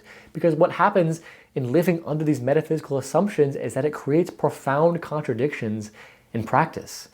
Green humanitarian consciousness says all perspectives are valid, but then immediately says, accept racist perspectives, accept sexist perspectives and homophobic perspectives and capitalist perspectives. All of those are wrong and harmful and bigoted, and those need to be opposed because those are oppression and that's hurting us. And so in practice, it's not actually that all perspectives are valid. It's that perspectives aligned with progressive humanitarian values are valid and everything else is wrong. This worldview will also say we need to deconstruct all hierarchies and power structures out of existence because they're inherently oppressive, but then create its own moral hierarchy when the most marginalized and oppressed are at the top, deserving the most voice and consideration, and the privileged are at the bottom, whose voices and perspectives can easily be shut out and dismissed. This worldview will also say, who are we to judge other cultures when talking about indigenous practices or non-Western societies appealing to cultural relativism, but then it has no problem judging and condemning traditional consciousness in Western context, fundamentalist Christians, white people, patriarchy. So the relativism is selective, and Ken Wilber refers to this whole dynamic as aperspectival madness, which is a phenomena that happens in this plural relativistic worldview when all perspectives are valid, but there is no metric for sorting the perspectives, so one is regulated to nothing but their own biases for deciding which perspectives are right and truthful and which ones are wrong and which ones need to be dismissed. And what also needs to be emphasized is that this worldview, while still more advanced than the previous stages, is still considered to be what is called a tier 1 stage in integral terms, and that it believes that its worldview is the one right, correct one, and that all others are wrong and that they need to be overcome. So when implemented into practice, this creates immense polarization and conflict because this consciousness sees itself as morally superior and correct while viewing earlier stages as backwards, harmful, and needing to be corrected. It cannot genuinely include or integrate traditional or modern consciousness. It can only oppose, it can only critique and try to deconstruct them. And so when its consciousness encounters traditional conformist or modern rational consciousness in the world, they will view them as wrong, bigoted, evil, racist, sexist, classic, homophobic, whatever name you want to ascribe to it. And they will demonize them for being this way. This shows up in cancel culture, or what is commonly called wokeism. If you don't use the right pronouns, if you commit a microaggression, if you question any aspect of progressive orthodoxy, if you point out contradictions in this worldview and way of being, you get labeled as bigoted, privileged, harmful, and potentially even excluded from the community. So the tolerance here only extends to those who already agree with those progressive humanitarian values.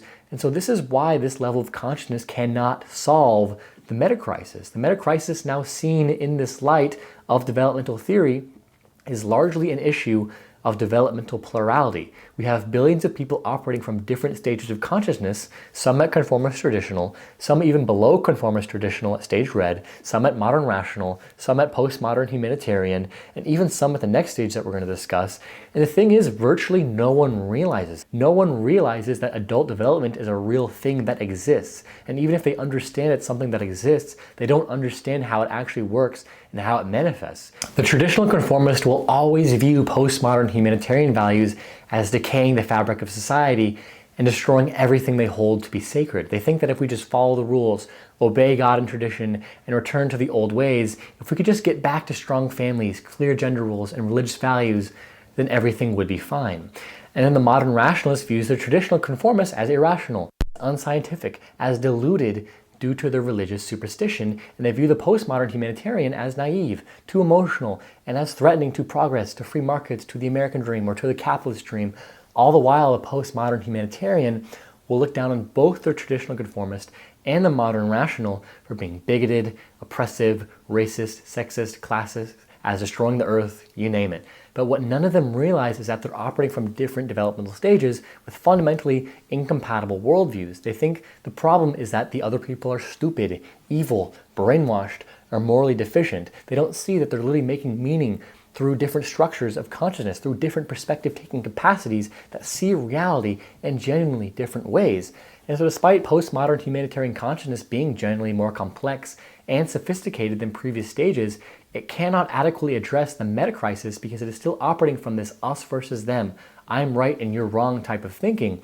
And so while it can critique traditional conformist and modern rational views very, very brilliantly, it cannot generally include them, honor their gifts, or create solutions that work for people at all levels.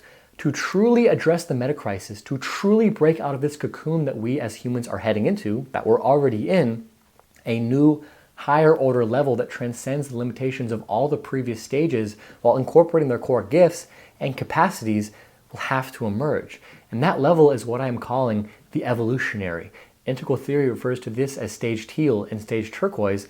I will probably refer to this level of consciousness mostly as integral consciousness from here on out, but what's critical to understand about this emergent level of consciousness, which estimates by developmental theorists say only about 5% of humans embody, and what I'd personally say is significantly lower than that because I see very few people embodying this level of consciousness in a deep way.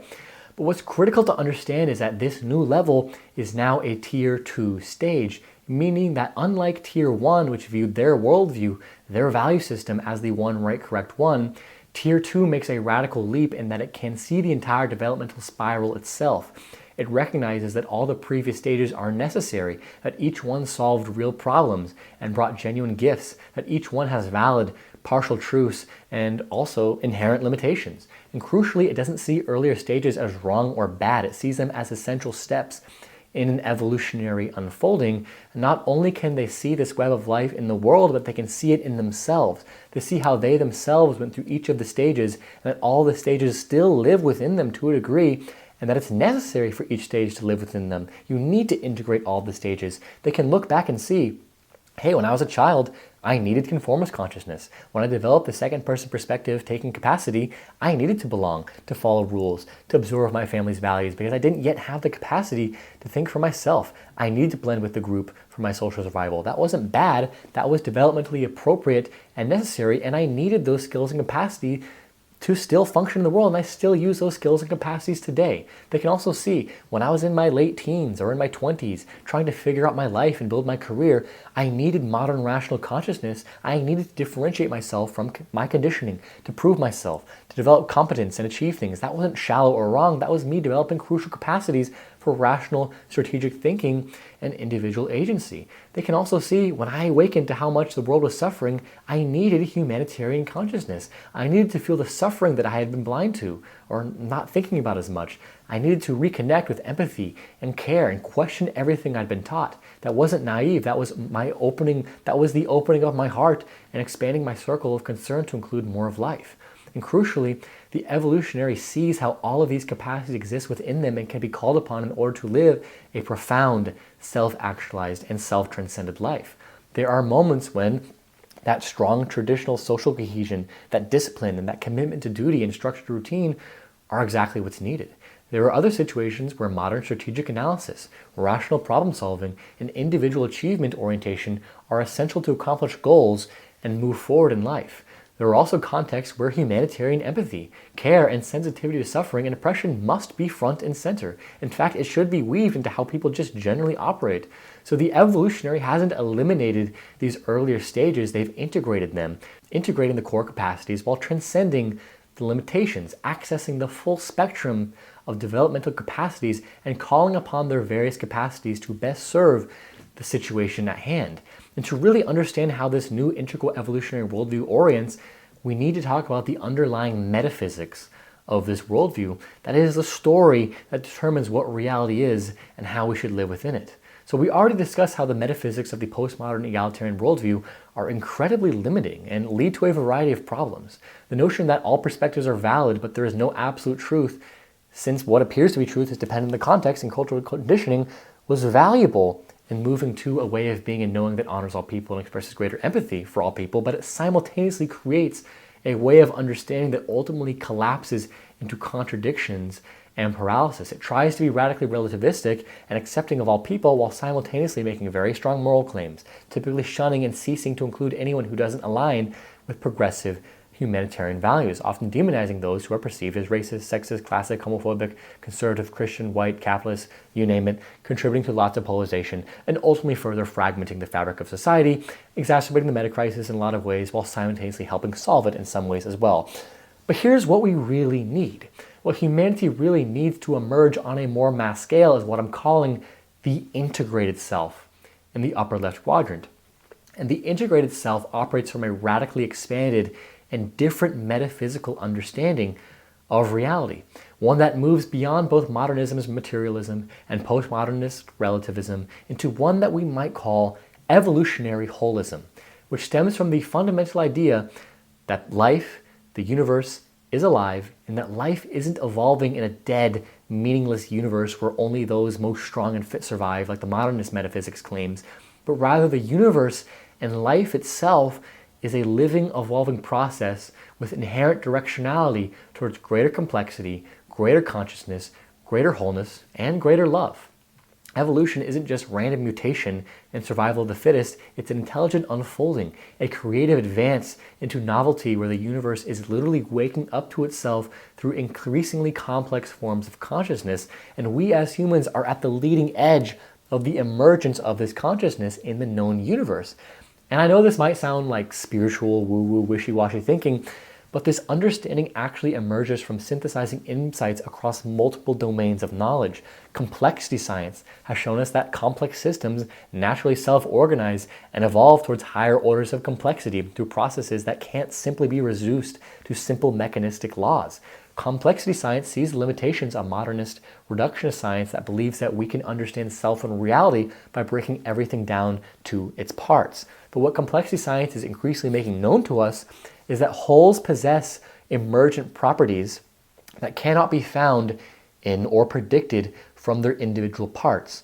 For example, atoms organize into molecules, which organize into cells, which organize into organs, which organize into organisms, which organize into ecosystems, and at each new level, at each new whole, entirely new properties and capacities emerge that simply don't exist and could not be predicted or derived from studying the parts alone. So something emergent happens when smaller wholes come together to create larger wholes. You cannot find life by studying individual molecules. Yet when molecules organize in sufficiently complex patterns, life emerges. You cannot find consciousness by studying individual neurons. Yet when billions of neurons interact in dynamic networks, more complex consciousness with new properties emerges. You cannot find love or meaning in brain chemistry. Yet these profound experiences arise from the complex organization of biological and psychological systems. So the whole is genuinely more than the sum of its parts. It creates something entirely new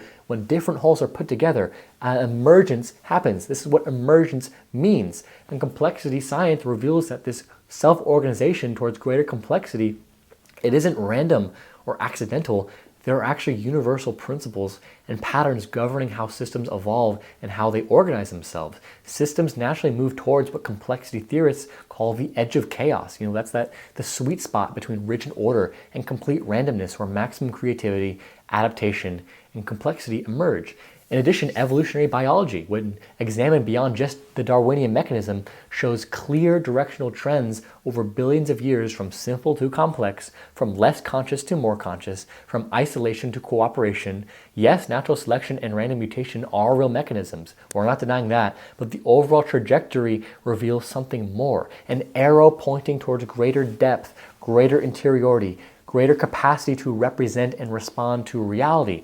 Developmental psychology from research like Piaget, Lawrence, Kohlberg, Jane Lovinger, Claire Graves, Robert Kegan, Susanne Cook-Greuter, Terri O'Fallon, Ken Wilber has rigorously mapped how human consciousness reliably develops through predictable stages of increasing complexity and perspective-taking capacity across cultures. Children everywhere move from concrete to more formal operational thinking. Moral reasoning develops from punishment avoidance to principled ethics, and so on. Ego development unfolds from impulsive to conformist to autonomous to integrated stages.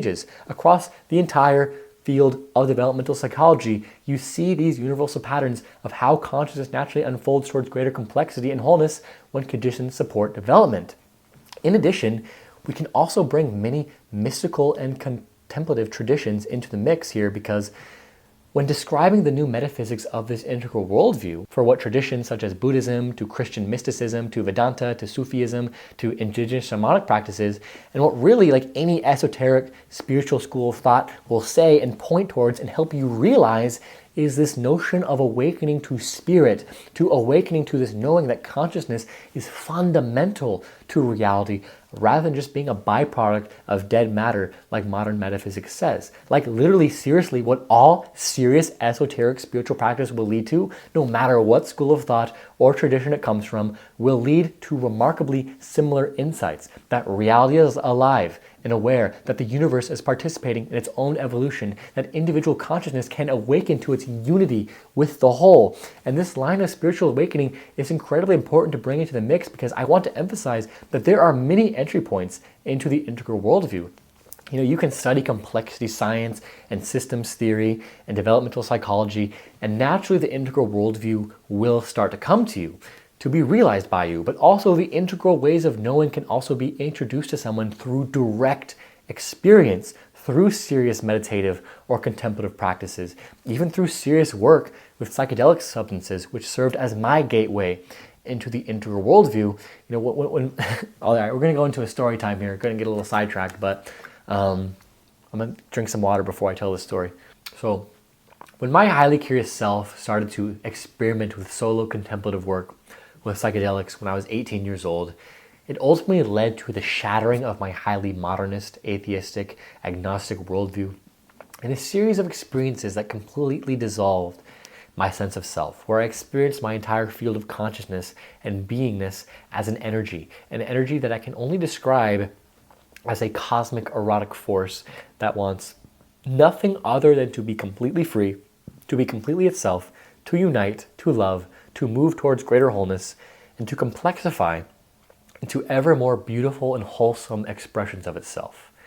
In this, I got the insight that this energy, this consciousness, this beingness is my true nature. My whole identity as Wyeth is just a story. It's a set of beliefs, memories, and ideas that exist to give myself a sense of permanence and stability in this 3D human world. But ultimately, it's not the truth of who I am. Ultimately, at its source, my true nature, is this energy, the unconditionally loving, totally free, totally whole energy of the universe. I personally just call this force God, because when I realized it, it made me say, oh my God. And this force of God is present everywhere and in everything, beckoning us into our highest, most loving, most whole, most united, most free, and most authentic expression. This is what the universe is doing. This is what the human game is all about. It's the journey of the universe becoming increasingly aware of itself, understanding of itself, and the universe, life, is on this journey of becoming ever more conscious, ever more loving, ever more whole, ever more complex and beautiful in its expressions. And we humans are literally vehicles through which this universal consciousness is awakening to itself, evolving, creating itself anew. So we'd be wise to align ourselves with this self-transcending drive of the cosmos, allowing ourselves to be shaped by it, moved by it, aligning with it. And I always say, like, the knowing that evolution, the universe, reality, our true nature, wants to move in this direction towards more wholeness, more love, more unity, more harmony, more balance, more complexity, I always say it is the only thing I truly, truly know. Like, all of this stuff I'm talking about that comes from integral theory and like all these books you might see on my shelf and in prior videos, it's all just like conceptual stuff. It's like study, and like that's important knowledge. It helps explain this, but I always say the only thing I really know in my heart is this truth that my true nature, my beingness, just wants to love, to open, to expand, to spread far and wide, and just like unite and love and embrace everyone and everything. That's the only thing I truly know. So that was my individual story of awakening to the fundamental insight of the integral metaphysics, that the universe is developing, growing, evolving. And this was all before I knew about systems theory or complexity science or developmental psychology. I naturally gravitated towards all of this intellectual stuff, such as the work of Ken Wilber and other various developmentalists after this spiritual awakening, which helped give me a more complete understanding of this stuff and how it actually works. But yes, the integrated self, however it comes about through piercing spiritual insight, or whether it's intellectual study or just like through intuition. Sometimes the stuff is just like intuitive. Like a lot of women I know, it's just like intuitive to them. But what is naturally born from this medical physical understanding is, like I've said, this integrated self. And this helps resolve a lot of the contradiction that the postmodern relativistic worldview could not solve. Because when you realize that the universe and life is a developmental process, yes, all perspectives can still be seen and honored with compassion, but you can also see that some perspectives are generally more adequate, generally more comprehensive, more truthful, less fragmented, and more capable of reducing suffering and increasing flourishing than other perspectives and ways of being. The integrated self can see and understand that generally the perspectives that are more inclusive, more expansive, and express a concern for larger and larger wholes of reality are going to be the healthier and more truthful ones, the ones to actually live by. For example, a political ideology that only considers one's racial group or their religious group, or just like the people that think like them, or only takes into consideration one's own nation, is going to be a fundamentally more fragmented and divisive one, and thus produce more suffering than one that considers the whole world, or all of life, or even the entire cosmos. Another example is a healthcare approach that treats the whole person, their body, their mind, their emotion, their relationships, their environment, their meaning making. Well, that's going to be more adequate and effective than one that just treats isolated symptoms with pills. Again, it's not that those pills cannot be effective to a degree. I literally take pills and they are effective for me. But more full healing will take place if the whole of a person in all quadrants of reality is considered. You know, one's meaning making, one's environment, one's culture, and also one's neurochemistry, which the pills can help with. Full spectrum healing includes everything the reductionist approach has, the physical interventions, plus additional interior subjective dimensions that affect healing. Another example could be an example in relationships that operates from the assumption, or the fragmented assumption, I need you to complete me and make me happy. You know, people don't directly say that, but it's kind of like assumed sometimes. I need you to complete me and make me happy. I don't feel whole in myself. Well, that's not going to be as healthy and will lead to more suffering than one operating from the wholeness orientation. I'm already whole, I already feel complete, and I choose to share my wholeness with you. The integrated self has the capacity, Also, for greater both and thinking, rather than falling into the traps of always viewing reality in terms of either or. For example, when it comes to economics, the integrated self can hold a perspective that goes something like, well, I see how capitalism emerged at a time in which individual rational consciousness was beginning to permeate. This was necessary for innovating and continuing the spread of this consciousness, but in a world in crisis, this is an economic system that should shift to one that is more sustainable. And that perspective that I just said, that's more comprehensive and complete than someone who thinks capitalism is just pure evil, or just like people who are capitalists are just greedy and selfish and just purely evil. This integral view includes and transcends these partial perspectives. And what's really fundamental to the integral view is this notion that every perspective has some truth to it. It's not quite the same as this postmodern egalitarian way of being where all perspectives are valid. It includes and transcends that, in that yes, all perspectives are valid, and yes, all perspectives have some truth to them, but not all perspectives have equal truth. Some perspectives hold more truth, are more comprehensive, are more adequate for navigating reality effectively, and the integrated self has developed the discernment to recognize which perspectives include more of reality and which are more partial and limited. This is crucial because the integrated self can say traditional consciousness values order, meaning, duty, and social cohesion. There's real truth and real wisdom in that. These are genuine human needs and capacities we need to honor and integrate. And traditional consciousness also creates rigid dogma. It suppresses individuality, and it cannot handle pluralism. These are real limitations we must transcend. Both things are true simultaneously. You don't have to choose between honoring traditionalism's gifts or recognizing its limits. You hold both.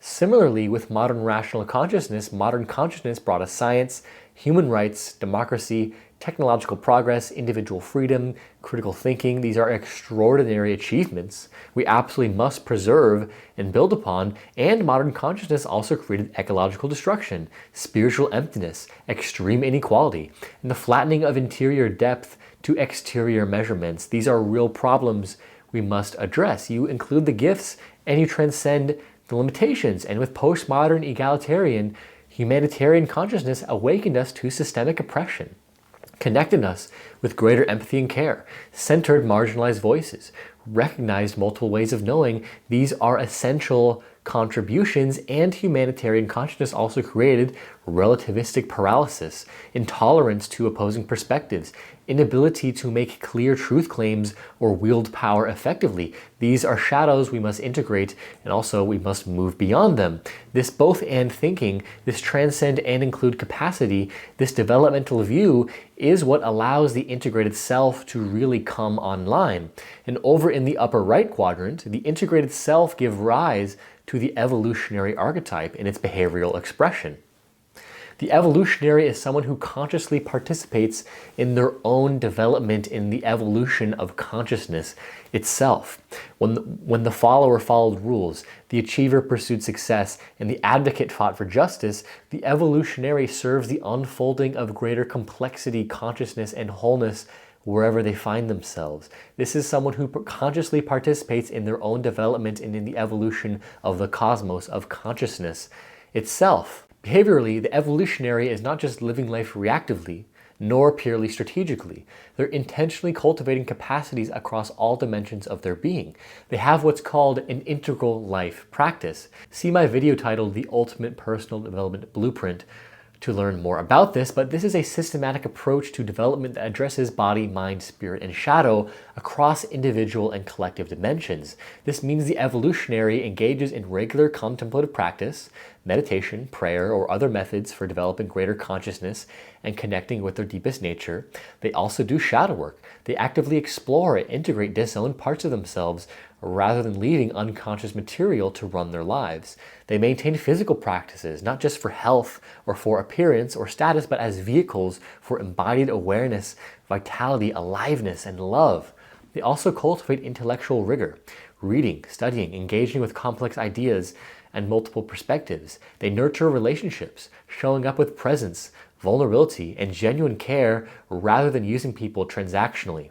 The evolutionary lives with the intuitive knowing that what they are doing with their life is unfolding and fulfilling the destiny of evolution. There's a sense of being moved by something larger, of being an instrument through which evolution itself is operating. For they recognize that they're simply one expression of a universal process, one node in an infinite web of evolving consciousness. But they take that role very seriously. They understand that how they show up, how they develop, how they create, what they create, and how they serve actually matters for the larger unfolding. Their individual evolution contributes to collective evolution. The evolutionary also shows up as a quality of presence, an intentionality that's distinct from earlier stages. The evolutionary isn't frantically achieving like modern, isn't righteously advocating like the humanitarian all the time. There's a groundedness, there's a depth, there's a sense of being aligned with a deeper current. They move through life with what might be called relaxed intensity, fully engaged and committed while simultaneously surrendered to the beauty that's trying to emerge through them. The evolutionary also displays remarkable versatility and range because they've integrated capacities from all previous stages. They're something like a spiral wizard. They can shift fluidly on what the situation calls for. If they're leading a team that needs clear direction, they can access traditional conformist capacity for structure and authority. They need to get an important job done, they can call upon modernism's pushing and striving and achievement orientation, even getting juiced up on coffee and ADHD pills like I sometimes do in order to create these extremely comprehensive videos. That's not always healthy for me to do, I'm not gonna lie. Also, like another example, if someone is supporting someone through trauma and healing, well, then they can call upon humanitarian's heart-centered empathy and care. And I find that in my work with my coaching clients, I'm consistently calling upon and reinforcing these capacities from the various developmental web of life. I find that for some clients that while working with them, they may be incredibly sophisticated and comprehensive, but then they might have a shadow they picked up at an earlier stage of growth that needs to be addressed. Lots of people have ruptures in their development from that conformist stage, and what results from that is that they are always trying to fit in. They don't express their authentic self in many group settings. They just blend in like a chameleon going along with the herd because that acceptance and belonging is something they're hooked on, something they're addicted to. Perhaps they never got that in childhood. And that's like a common client archetype I work with. But another common archetype is the someone who's incredibly heart-centered and empathic, clearly operating from that green egalitarian consciousness in many ways, but they completely bypass developing modernism's capacity for strategic thinking, goal setting, and disciplined execution. So they have these beautiful visions and intentions, but can't actually build anything from it or achieve concrete results. They're energetically scattered, unable to create structure in their lives. They're lacking direction. Working with this person requires helping them integrate those achiever capacities that they might have skipped over. Or I might work with someone who's extraordinarily successful, actually, in modern terms. They're accomplished in their career, they have money, they're strategically brilliant, but they're also very cut off from their heart, their body, their authentic emotions. They're operating like a machine optimized for productivity, but they feel hollow inside. Their relationships aren't nourishing. They have little access for genuine vulnerability or intimacy. This is something very, very common for men in modern culture. And what this person needs to develop is those green egalitarian capacities, reconnecting with feeling and intuition, learning to be present rather than always doing, opening their heart to greater care and concern. And the evolutionary can work with all of this because they can see the whole developmental landscape, recognize what capacities are present and which are missing, and meet people wherever they are while supporting their growth into a more full expression. And in this lower left cultural dimension, this consciousness creates what is called integral cultures. And what we're going to be getting into here with the collective expressions of this consciousness are going to be very largely theoretical because it hardly exists in reality, the existence of integral collectives. I mean, they do exist, but only in very small groups and pockets of people because the percentage of people at this rung of consciousness is so incredibly small and scattered. But integral culture looks like, when it does emerge, is radically different from all previous cultural forms. Where traditional culture organized around shared sacred stories and absolute moral codes, where modern culture organized around rationality and achievement and success, where egalitarian culture organized around inclusion and dismantling oppression, integral culture organizes around unfolding greater and greater levels of wholeness, both individually and collectively. So integral culture is a network of people whose core values revolve around intentional development in service to larger and larger wholes of reality, devoted to serving the cosmos. There's a cosmocentric organizing principle to integral culture as opposed to just the world centrism of egalitarian cultures. In integral cultures, there is a flavor of what we might call evolutionary activism, which is the collaborative working together to support the emergence of greater consciousness and collective flourishing on all levels. In integral culture, there's space for pre-modern traditionalism's ritual and structure, for modernism, strategic thinking and advancement, and for postmodernism's egalitarianism, social justice, empathy, and awareness of the oppression of the world. But these are all held within a larger, broader developmental context where everyone understands that we're all in this process together. We all have growing edges. We all have shadows that we're working to clean up. And then we're all supporting each other's evolution while serving something that's larger than all of us. There's also an element of integral culture that creates something that I heard brilliantly articulated in a podcast on the platform Integral Life that describes some of the dynamics in these settings as creating what is called an attunement culture.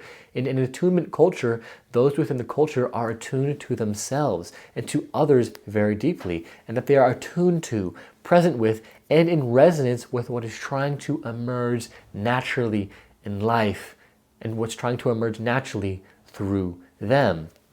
In an attunement culture, there is a value of presence, the quality of being and becoming rather than quantity, attainments, and external achievements that is so pervasive in our achievement culture. And what's profound about this attunement culture is that it creates a cultural dynamic where everyone's needs and wants and emotions are actually attuned to. There's this growing awareness in the field of psychology that what is responsible for so much, if not actually all, of our species suffering is that our attachment systems are just fucked up. Our collective attachment systems are just fucking fucked, and that people's needs are not attuned to. People's emotions are not attuned to by themselves and by others. People are not seen and honored and revered for who they actually are. They're not being attuned to, and this wreaks havoc on our innate attachment systems that need to bind to caretakers, to close friends, to loved ones in order to feel safe and secure. I mean, attachment styles are a common talking point when it comes to relationships romantically. Do you have secure attachment? Do you have avoidant or anxious or disorganized attachment? But this attachment stuff isn't just about romantic relationships. It also characterizes our attachment to ourselves and to reality as a whole. And I find that it's actually pretty rare for someone to have completely secure attachment with themselves and with reality. I mean, I know I don't have completely secure attachment. That's something that I'm working on.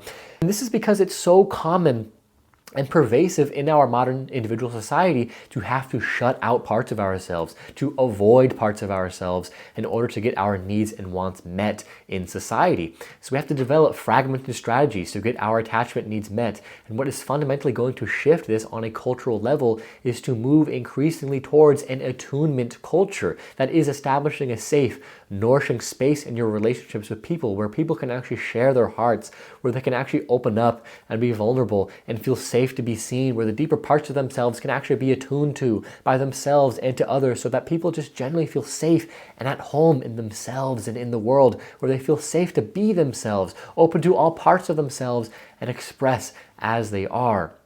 Of course, this type of culture does not exist on mass scale. I do not live within an integral attunement culture in my life. I try my best to be authentic and create this type of culture in my friendships, but it's not an easy thing to do. I notice a lot of closures in myself still, a lot of shadows and things that I'm working on.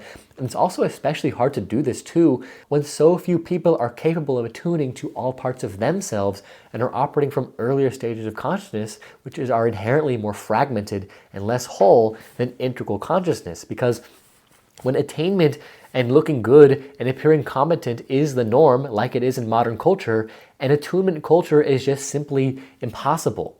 And for those still watching this, you should make it a goal to seek to create this kind of culture in your life.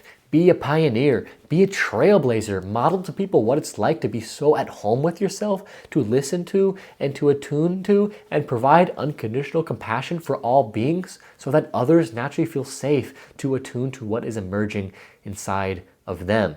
I've realized this in my one-on-one work with clients, that this sense of safety and attunement is the foundation for effective work in coaching and in therapy or in any helping profession.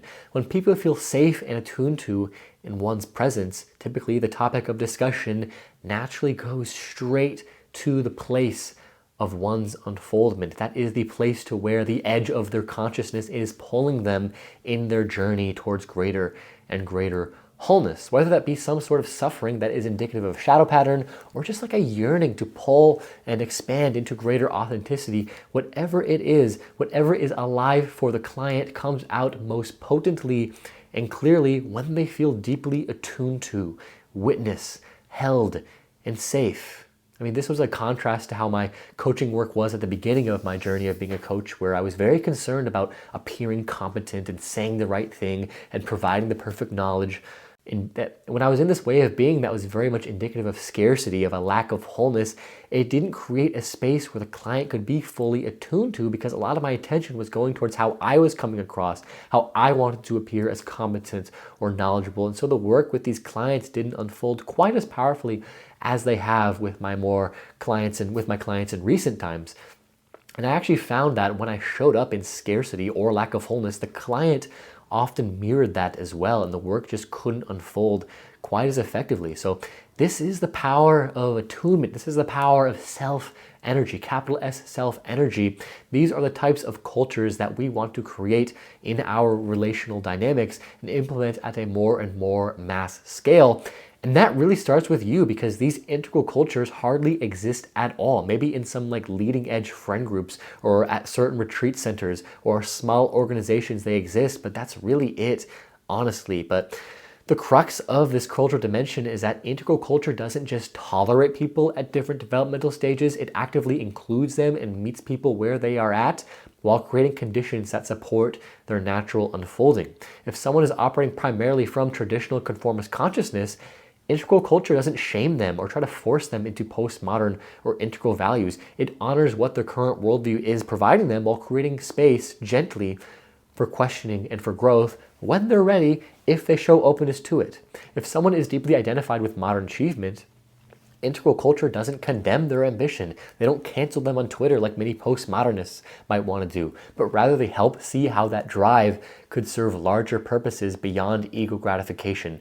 Again, if they express openness towards that growth. If someone is closed and clearly not going to change their ways, trying to get them to change or trying to shove some new ideology down their throat would simply come off as abrasive, closing them off all the more to different values, even if the values and perspectives would help them be happier and suffer less. I mean, this is significantly different from postmodern egalitarian culture, which often demanded everyone already share the progressive values or they risk being excluded. Integral culture understands that development takes time, that people are doing their best based on how they know, based on where they're at in their current center of gravity, and that the most effective support is meeting people with compassion exactly where they are, while holding a vision of where they could grow and trying to foster those conditions for them to grow.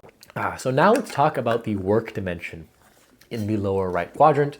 We talked about how conformist traditional consciousness, people took jobs in order to fit in within the preordained social hierarchy, or they just took a job to fit in and meet their basic needs.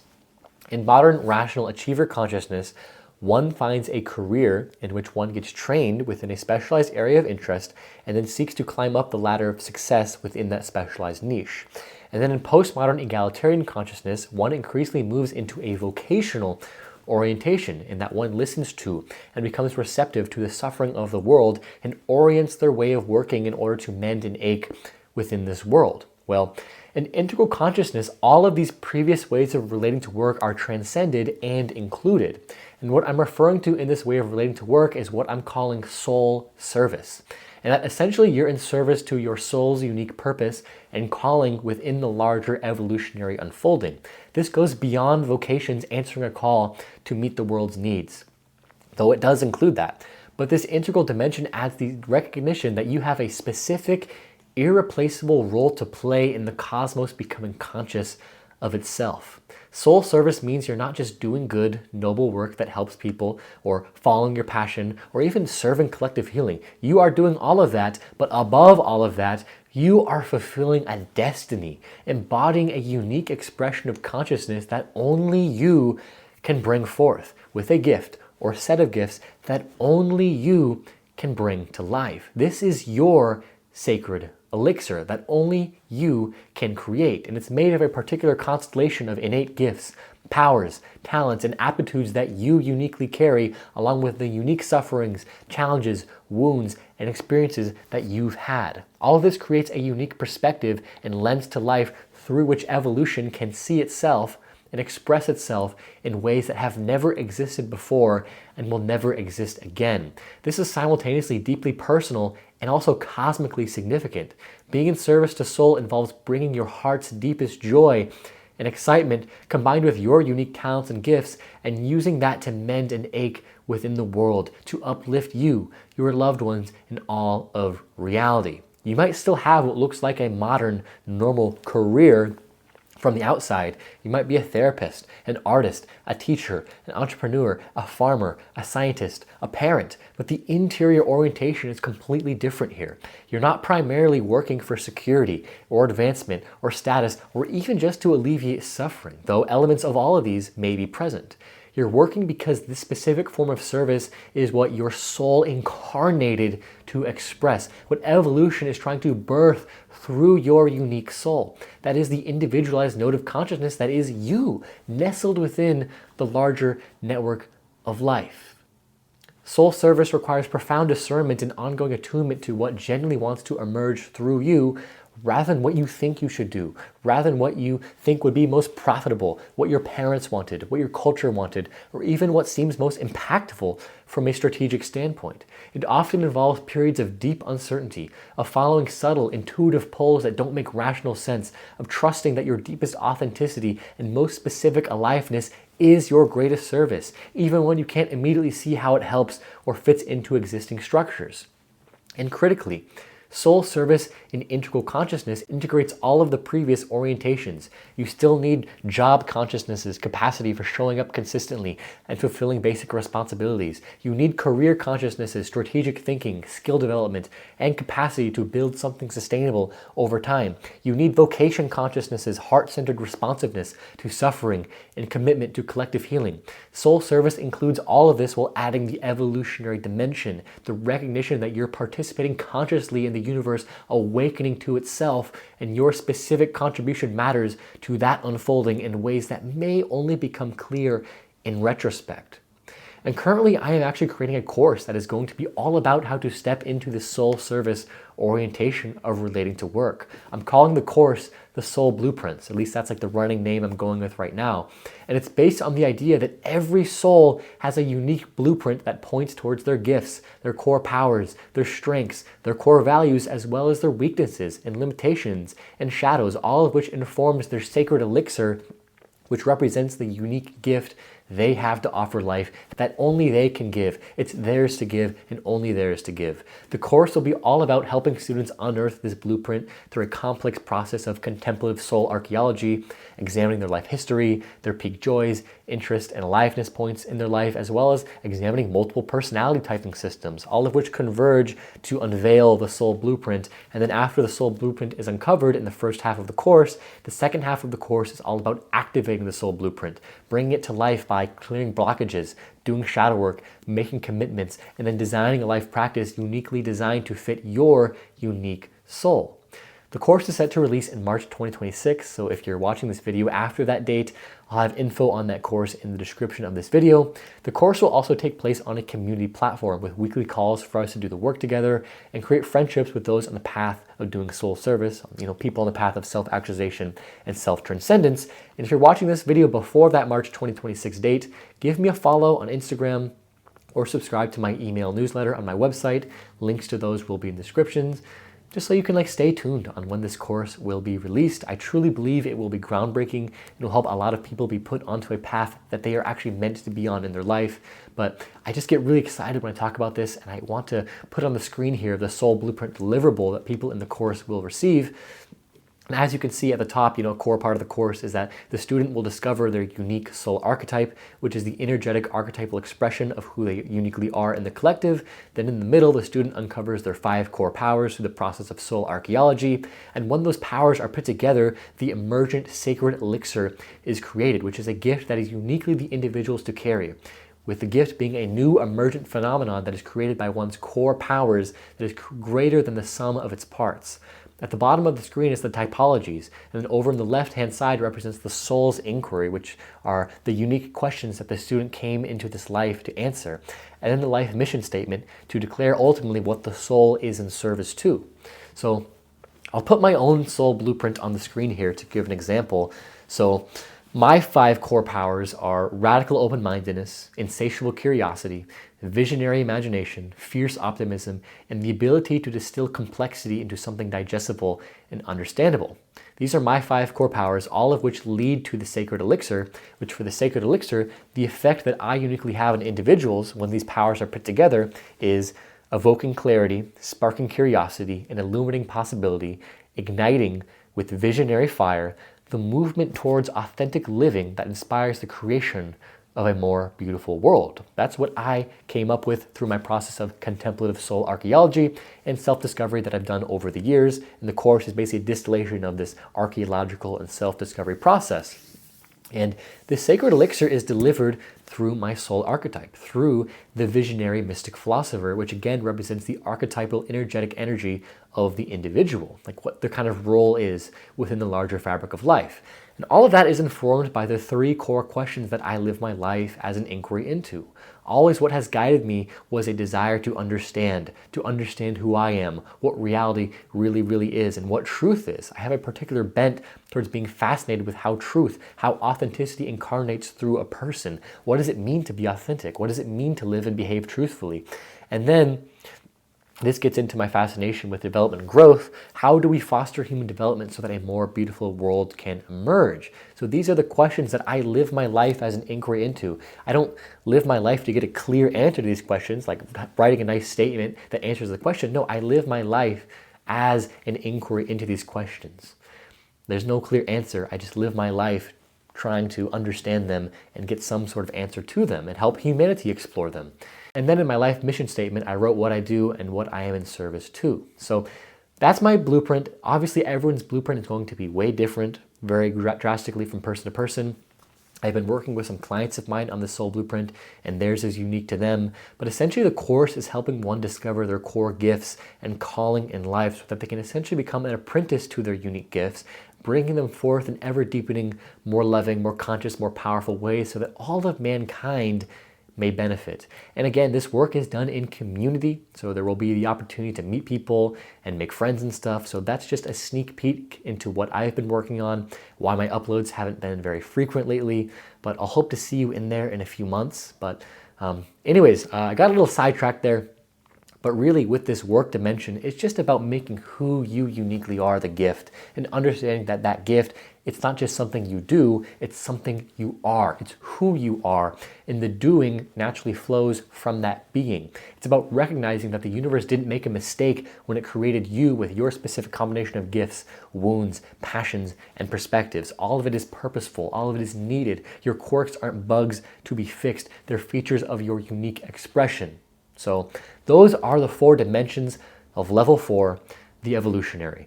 The integrative self and mind, the evolutionary archetype and body, integral and attunement culture, and the collective interior, and soul service and how we relate to work and contribution.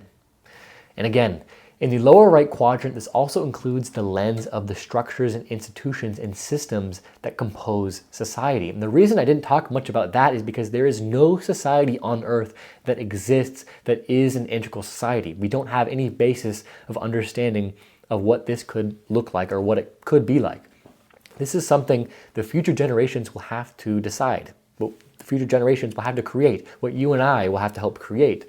But if we use our imagination a bit, an integral society would certainly organize itself in radically different ways than our current nation-state megacity model. I mean, I would imagine that instead of massive centralized cities of millions, we would have a network of human-scale villages and communities, maybe 100 to 200 people each, to reflect how we evolved in these small cohorts of tribes of 100 to 200 people, that like our nervous systems are actually like designed to be in that type of setting.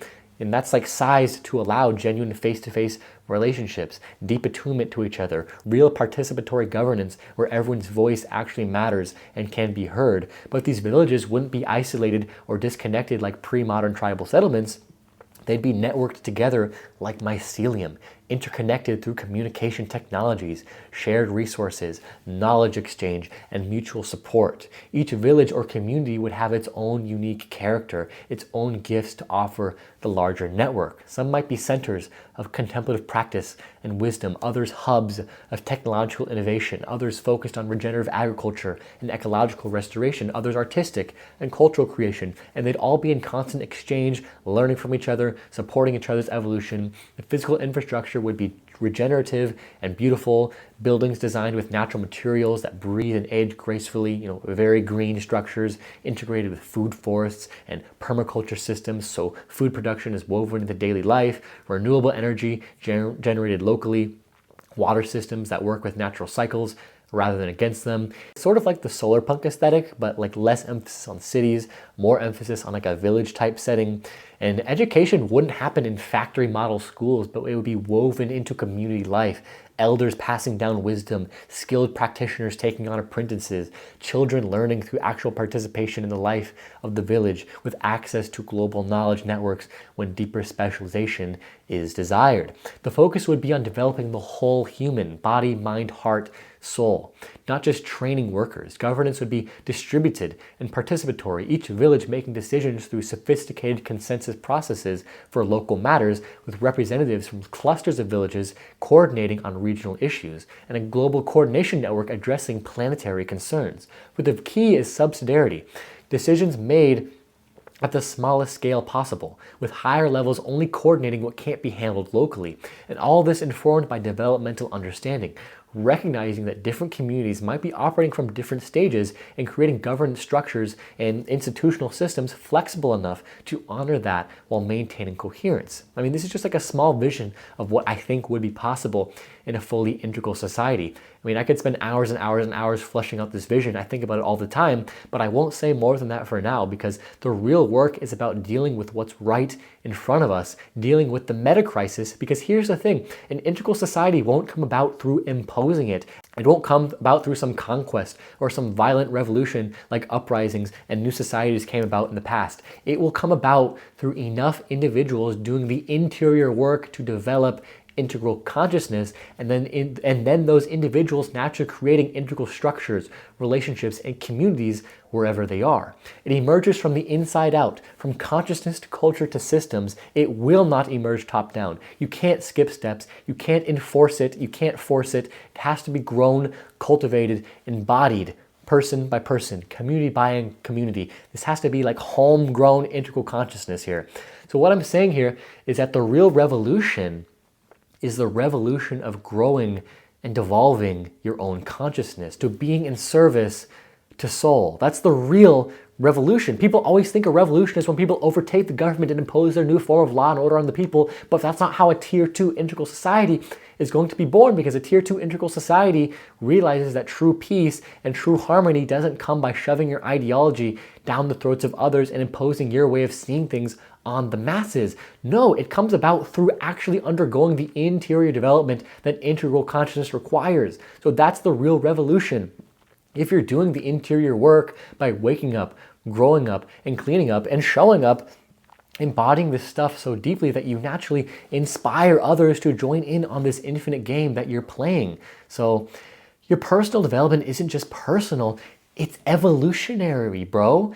Every time you do shadow work and integrate a disowned part of yourself, you're making the collective unconscious a little more conscious. Every time you transcend a limited perspective and include a wider view, you're expanding what's possible for all of us. Every time you show up with presence and attunement in your relationships, You're creating the culture that can eventually scale. You are literally a node in the mycelium network of awakening consciousness. The revolution is happening right now as you're watching this, as you're intaking this information, as you go and talk about this stuff with other people, as you grow and evolve and do this stuff. That's the real revolution. So this vision I just painted could only emerge when a critical mass of humanity has developed the capacities, the consciousness, and the interior maturity to create and maintain those kinds of systems. And right now, we are nowhere near that critical mass of people at integral consciousness. We are actually in a chaotic transition period where different stages are at war with each other, where the meta crisis is intensifying, where old structures are collapsing, but new ones haven't yet stabilized. So this is the gauntlet we're in, the crucible we're going through, the chrysalis moment I talked about at the beginning of this video. And it's uncomfortable, it's disorienting, it's scary. The old world is dying, but the new world hasn't yet been born, and we're in that liminal space between, what the mystics call the dark night of the soul. But this is also exactly where the most potent transformation happens. This is where evolution makes its leaps. This is where the collective heart breaks open to reveal a greater wholeness beneath. This is the caterpillar. The caterpillar doesn't smoothly transition into a butterfly. It literally dissolves into a goo inside the chrysalis before reorganizing into something completely new. And that's where humanity is right now. We are in the goo. It's messy. It's painful. A lot is being lost. It's honestly probably going to get worse or appear to get worse before it appears to get better. But this is also why your participation matters so much, because you're not just passively experiencing this transition, you're actively shaping what emerges on the other side. The consciousness you develop, the relationships you build, the work you do, the culture you create, this is all contributing to what form the butterfly takes when it finally breaks free. So let me tell you this, you don't have to wait until some future integral society exists to start living from that consciousness right now. You can embody it right now, exactly where you are. You can bring greater awareness to your current job, your current relationships, your current community. You can create pockets of attunement culture in your friend groups. You can orient your work towards soul service, even if you're not yet financially free to quit everything. You can practice both and thinking in various conversations. You can meet people wherever they are, no matter how evil and unconscious they're being. You can meet them with compassion. It doesn't mean you become complacent with their evil and their unconsciousness, but you stay open, you stay compassionate, you stay loving, you hold the vision for growth and betterment and possibility. So I say this to emphasize that you don't have to wait for the right conditions to come about. Just actually start creating the better conditions now. If you're watching this and you are picking up what I'm putting down, let me tell you, you are a fucking pioneer. You are at the leading edge, and you can have a very, very, very catalytic impact on people's lives. I guarantee it. I promise it. But you just have to step into your full power. That is what this is all about. That's what's up. This is the work we're being asked to do. This is what evolution is asking of us right now. And we need you. Allow this video to be a call to action, a spark to participate in the revolution of consciousness that is unfolding here on this planet. And let me say this before I go here. This whole map with the stages and everything that I had on the screen, it's in the thumbnail. It's just a map. It's not the actual territory. And the most important thing isn't where you are on the map. A lot of people who discover these maps for the first time, they're like, oh my God, I'm so cool, I'm integral, I'm on the leading edge, I'm so conscious. Like, bruh, who gives a fuck what stage you're at? Plus, you have different parts of yourself in different stages anyway. The only thing that matters is that you're committed to the journey, that you're willing to keep growing, keep questioning, keep integrating, keep serving something larger than yourself, that you're saying yes to your own evolution and to being a conscious participant in humanity's evolution, because that's what this is really about. It's not about reaching some endpoint or achieving some perfect state, like some perfect utopia. It's not about, oh my gosh, I'm going to become so enlightened, I'm going to know the truth and be this amazing, wise, noble person. This is what the dreamer will think. The dreamer was me in the past, but really it's just about participating fully in the infinite game of consciousness as it is manifesting right now on this journey that the universe is going through towards becoming more conscious, more loving. The universe is waking up to itself through you, through me, through all of us. So welcome to the work, my friend. Welcome to the revolution of consciousness. Welcome to your role in the greatest story ever told, the story of evolution itself, and you are an absolutely essential character in it. Thank you for being here. Thank you for watching this whole journey. And if you do resonate with me and this content and would like to dive a little bit deeper with your own transformation, I do have a couple slots currently open for one-to-one work. I think I only have like 2 slots open right now. You can see more info on that pinned in the comment section. That's all I have for today, guys. And really, I just want to leave you off here. Just be. Just like lean into where you're at and just open your heart and open your mind and trust in the unfolding, because what our true natures want to do, what the universe wants to do through us, is to unfold towards greater wholeness, towards greater love, towards a greater care and empathy and concern for all people. Our true nature wants to unite with everyone and everything. And it's actually like in the directionality of this energy to move towards that. So all you need to do is just trust in the unfolding. You just need to drop into being and trust in that unfoldment. You don't need to push and strive so much, unless that's serving you, of course. You just need to drop in, just be, lean into your edge, and open your mind and heart. That's really it. That's all I have for today, guys. Hope you all have a great day, and peace.